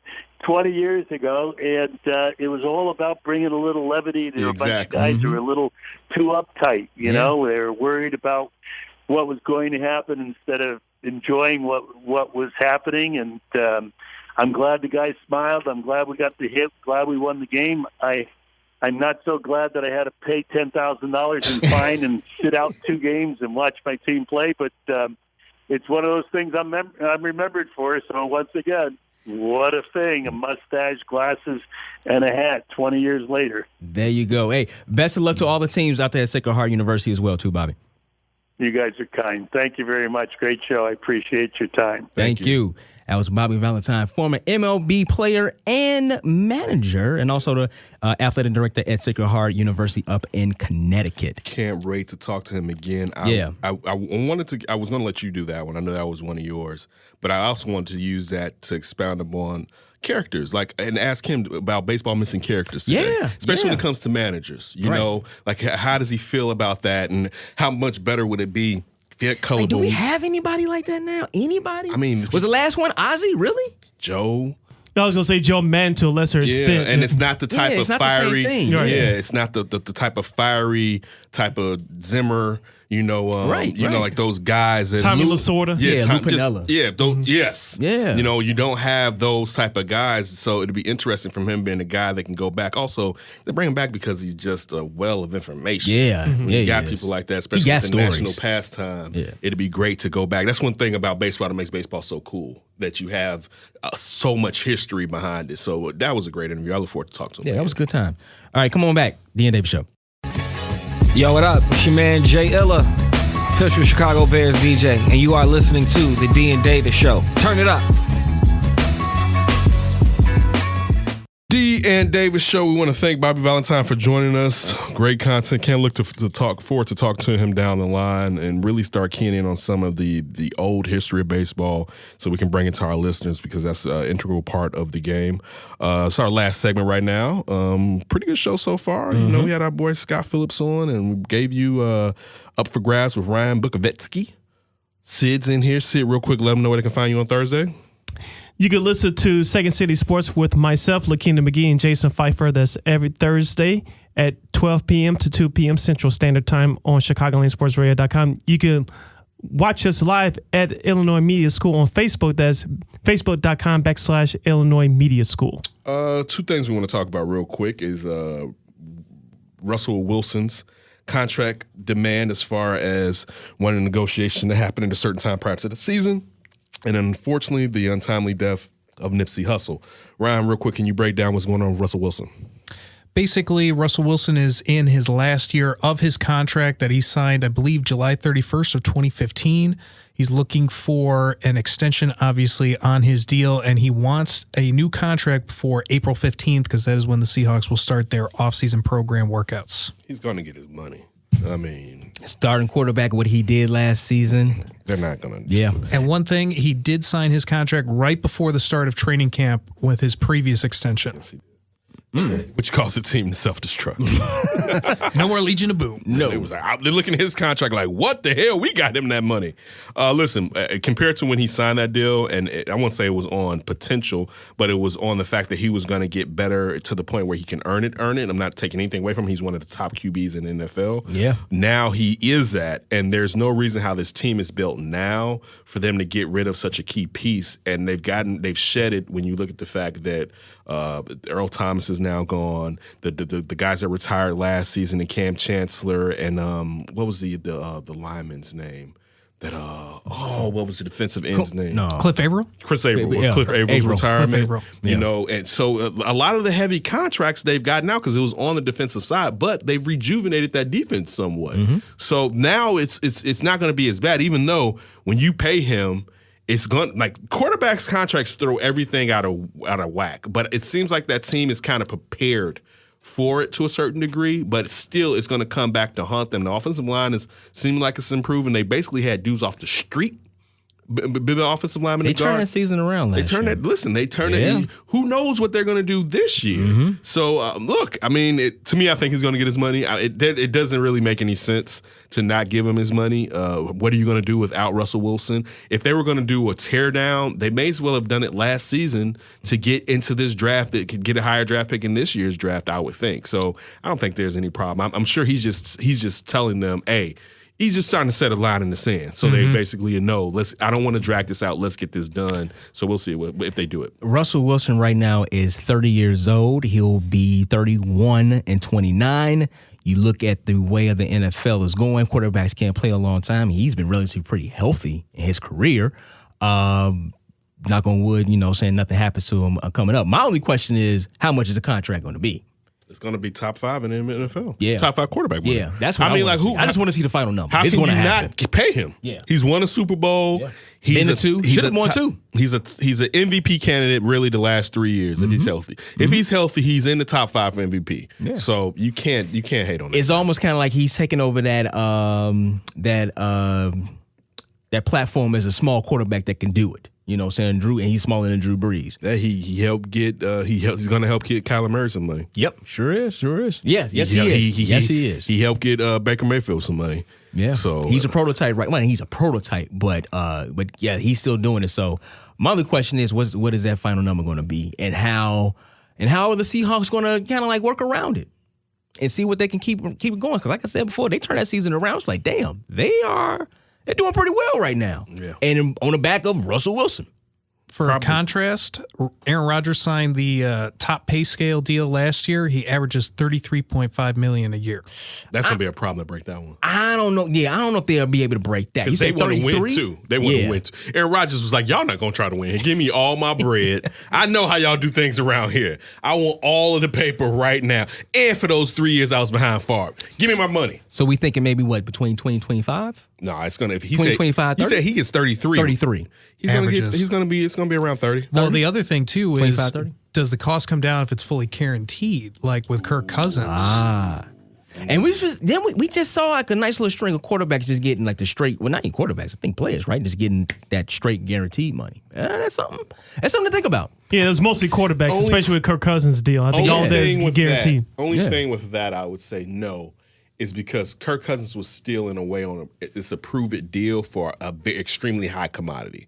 So you knew this guy who had been waiting, who kept getting tagged and wanted to get paid. I think the Vikings still like, yeah, we trust you, but still, let's see. So it's like, why don't we do this? Because basically the Vikings deal is to renegotiate his contract. And that was a 3 or 4 year deal. I thought it was three. Yeah, it's basically after this season to go back to the table. That's how that deal is structured. So we can like that. They can use that last year and then come back and be like, all right, let's try to do this again. But I don't think when you look at the fact that Seattle wants to hold on to him and they already know who he is, are going to be like, let's do 3 guaranteed years, and nobody's going to give a quarterback 5 guaranteed years. True. So I don't see that happening. It's going to be like, let's do 5 or 6. This is how much money, and then basically the time when Russell Wilson is 35, let's go back to the table again and get to that deal again. It's going to end up probably like how Drew Brees is with the last year, get a 2-year deal or whatever, something like that. I mean, further down is what I'm saying. Mm-hmm. No, I totally agree. He's going to get paid. And good for him. NFL teams. Well, it's like Ken mess said up players too. All the time. Who are they paying? Like, who is their guy? They don't have any defensive player other than Bobby Wagner, who they already have under contract. And he knows it. Right. Like, Russell Wilson's your team.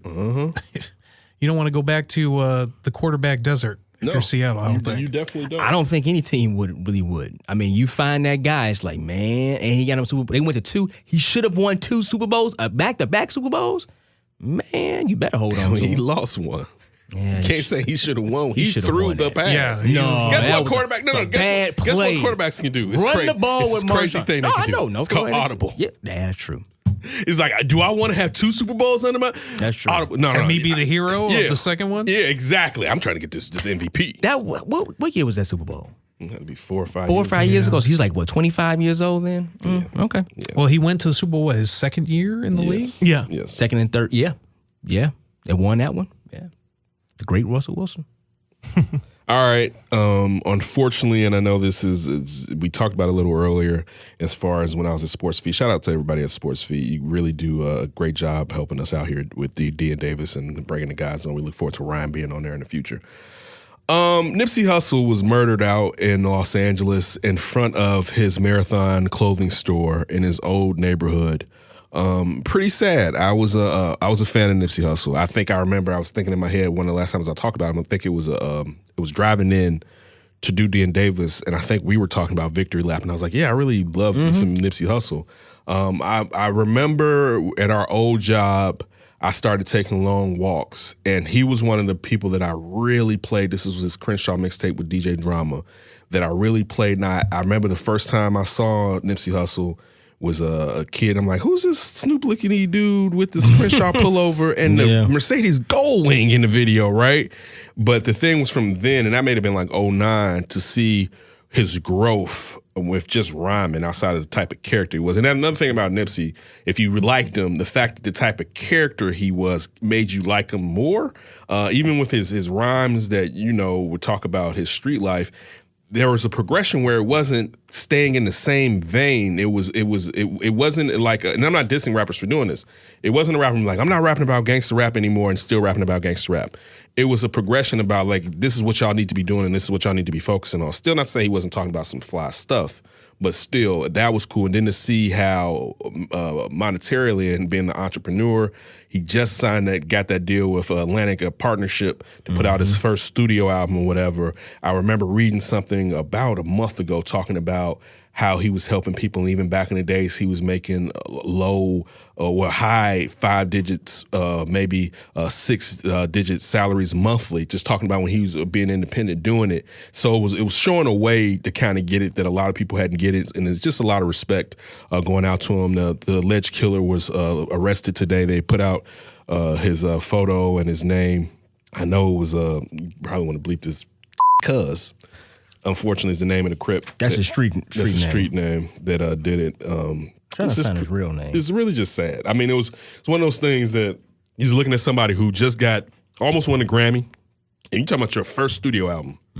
Almost won a Grammy, happy with the woman that you're in love with and your child, fiance, and to sit there and to really be on top and breaking through to where you're hitting to being and outside of just the hip hop world a really big star, and coming from it only helps being in Los Angeles and people in Los Angeles knowing it's one of the media capitals. To sit there and tragically be taken out over some BS is just it's sad. Regardless of how this debate is about was the government involved and no. But even with people saying that, with people trying to smack it down, I think the argument itself is silly. I think people that are saying don't trust the government and we know the government do things like this is accurate. And the history of what happened with African Americans. That's the thing. Like to think that some African Americans it's impossible is like, okay, now that's how they get you. So that's my caveat towards it when saying that. How it looks, no. But to sit there and just get upset, there's nothing to be upset about when people are trying to point something out. If someone cries wolf 9 times and that 10th time is facts and it helps your ass, you better appreciate it. His 29-year-old LAPD confirmed it. Eric Holder is his name. And from the stories that I've heard or stories I've read in interviews that I saw, it was one of these cases what happens a lot within gun violence or domestic violence, if you want to say it. It's usually always somebody that you know. And he knew this cat. And it was basically over some words. Nipsey said that he was a snitch. He was with his girl. His ego got hurt. He went back. He got a gun. He confronted him, and he shot him. That we've heard that story a million times.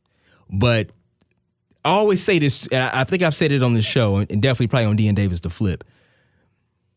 You know you're going to get caught, right? You're not thinking, your pride and your ego is hurt so much as a man that you're not thinking what you're going to do is going to basically ruin someone else's life, millions of people's lives, not millions, but his network. And you're basically throwing your life away because your ego and your pride is hurt. And he was out there taking pictures with fans when all this happened. And as Ken said, when he was on COTV, our guy Gabe Mendoza, shout out to Weekend Gabe, he sent us a text like, hey, we heard Nipsey got shot. Well, I saw that Nipsey got shot, basically. And within minutes, people putting up videos of him shot on the ground or a live IG or Facebook Live.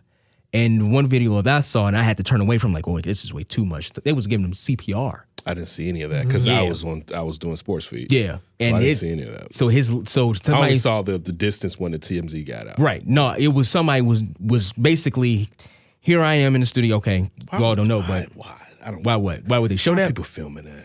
I mean, but you know what? I know it's the world now. It's the world, and everybody has that camera in their hand. You don't need to film that. And they was like, oh man, and they just whipped up their phones. But you know what? They could have had their phones out already. I get that, because they was out there with time him. To turn it off. When it gets to that point. And it was one video basically showing them, giving them CPR. You can't survive. I don't know where you got shot, but you can't obviously. You got shot in his head and his body. His body.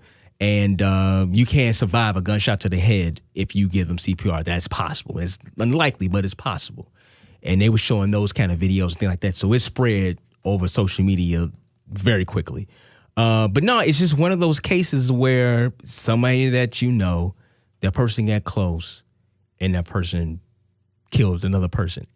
And also, too, on another level, this guy was doing so much for the neighborhood, so much for the community. I saw an old interview with him. He looked really young then. Mm-hmm. And an interviewee was asking, like, man, why don't we have all the gold chains and things like that? Now, obviously, when he got a little bit more bread and he probably didn't have it then, he was able to, floss a little bit.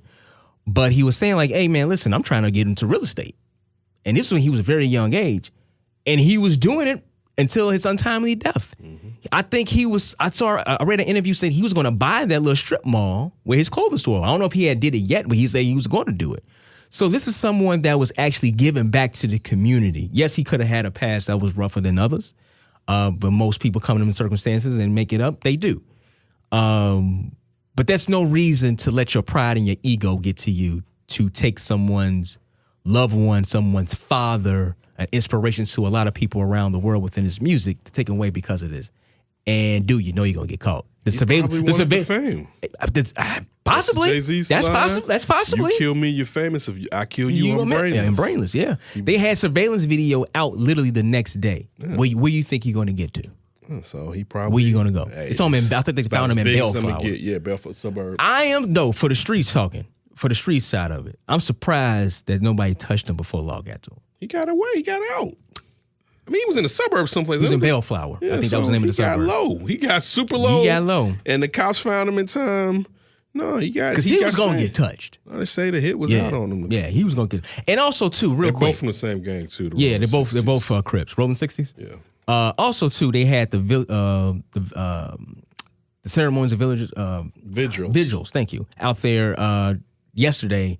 Those turned kind of violent. People thought they were shooting. Some people said it's not true. That they were not turning violent? So initially what was said was 3 people got stabbed. Yes. What I heard today was one girl came out and said that's not what happened. A girl, there were 3 That's different. Good to hear. There were 3 different vigils there, and as far as the vigils, we're talking about the lit candles and everything like that. A girl was on the edge of one and fell and cut herself. Okay. I'm just going from what I heard. They said that the girl said I got it on video, so people were saying it wasn't necessarily what they're saying as far as that there was this type of violence, and that led to people starting to starting to stampede as far as disperse and run away, thinking something. Yeah, something. They were scared. Especially at a murder scene. Yeah, thinking somebody gonna come back and be retaliation or something like that. Yeah. I mean, what if dude did get touched, and saying now you coming back from somebody else in there? And I think recently, LA has kind of been a powder keg, as far as violence has kind of ticked up, even though LA and Chicago's murder rate is lower than ours here in Chicago, but violence has kind of kicked up a little bit. So it was another worry that you may have these sets tripping and going at each other. I would think, i.e. back to and it's fun again, when Pac died and you had warring factions of gangs going at each other as soon as that took place. And I wasn't the biggest fan of his music. Not saying that I didn't like it, I just wasn't up on it like that. I did listen to Victory Lap and it was really, really good. But I liked the man outside of the music industry on what he was doing for his community. And I think that's what, like, a lot of people are starting to learn about Nipsey Hustle. It's like I got Creighton Hart. He tweeted out, he's like, I had no idea who he was. But he said, but now looking more into him and hearing stories about him, the guy was a great guy. And it's sad that somebody took him away. So I think I'm gonna lean more towards that, of what he was doing for the community and the business, and him being a very smart businessman. That's what I remember Nipsey Hustle mostly about. Yeah, man, it's sad. Shout out to his family in Lower London. Were they married or they was just dating? Fiance? They were engaged. They was engaged. Recently, oh wow, they were engaged. So I mean, you're looking at them planning their futures together, and everything's cracking. 33 years old, gone. Yeah, and it's just sad, man. You got kids out here, and your father escaped it, and because he stayed true and tried to show a different light, it's just sad. Yeah. All right. We'll definitely thank Bobby Valentine again for joining us. Sorry to end this on a sadder note, but it's the truth, and Nipsey deserves it. Thanks for Scott Phillips for always getting on with us. We're going to have him down the line. We're actually going to have both of them join us down the line. Yes. Sydney told you he'll be on Second City Sports on Thursday. So make sure you always check him out there. We don't have anything coming up that I don't know. We may have either this weekend or weekend coming up for the D and Davis to flip. The boy Illinois is going to probably end up joining us. I finally get to meet him. Yeah. Damn. Yeah. The 2 times that I was he was on, I was at a funeral for one. And I think I was out of town for one. Yeah, something like that. Also, go back and listen to the Sean Davis interview from the Flip. That was pretty good. Getting good reviews on it. People enjoyed that. So go back and enjoy that, and make sure you follow Sean and everything he's doing with his church, because it was definitely a lot of positive energy in here, and we definitely appreciate it. Hey, make sure you follow us on Twitter and Instagram at D and Davis Show. It's once again, it's at D and Davis Show. Facebook.com/D and Davis Show. Hit us up on the email, dndavisshow@gmail.com. iTunes, SoundCloud, Google Music, Stitcher, and the TuneIn app. other platforms, podcast platforms as well. I'm on Twitter at Demons1. Ken's on Twitter at That's Davis. Sid is on Twitter at SidKid80. Ryan's on Twitter at RyanBSki. Real quick. What's up? This is more important after what we just talked about, what we say at the end of the show.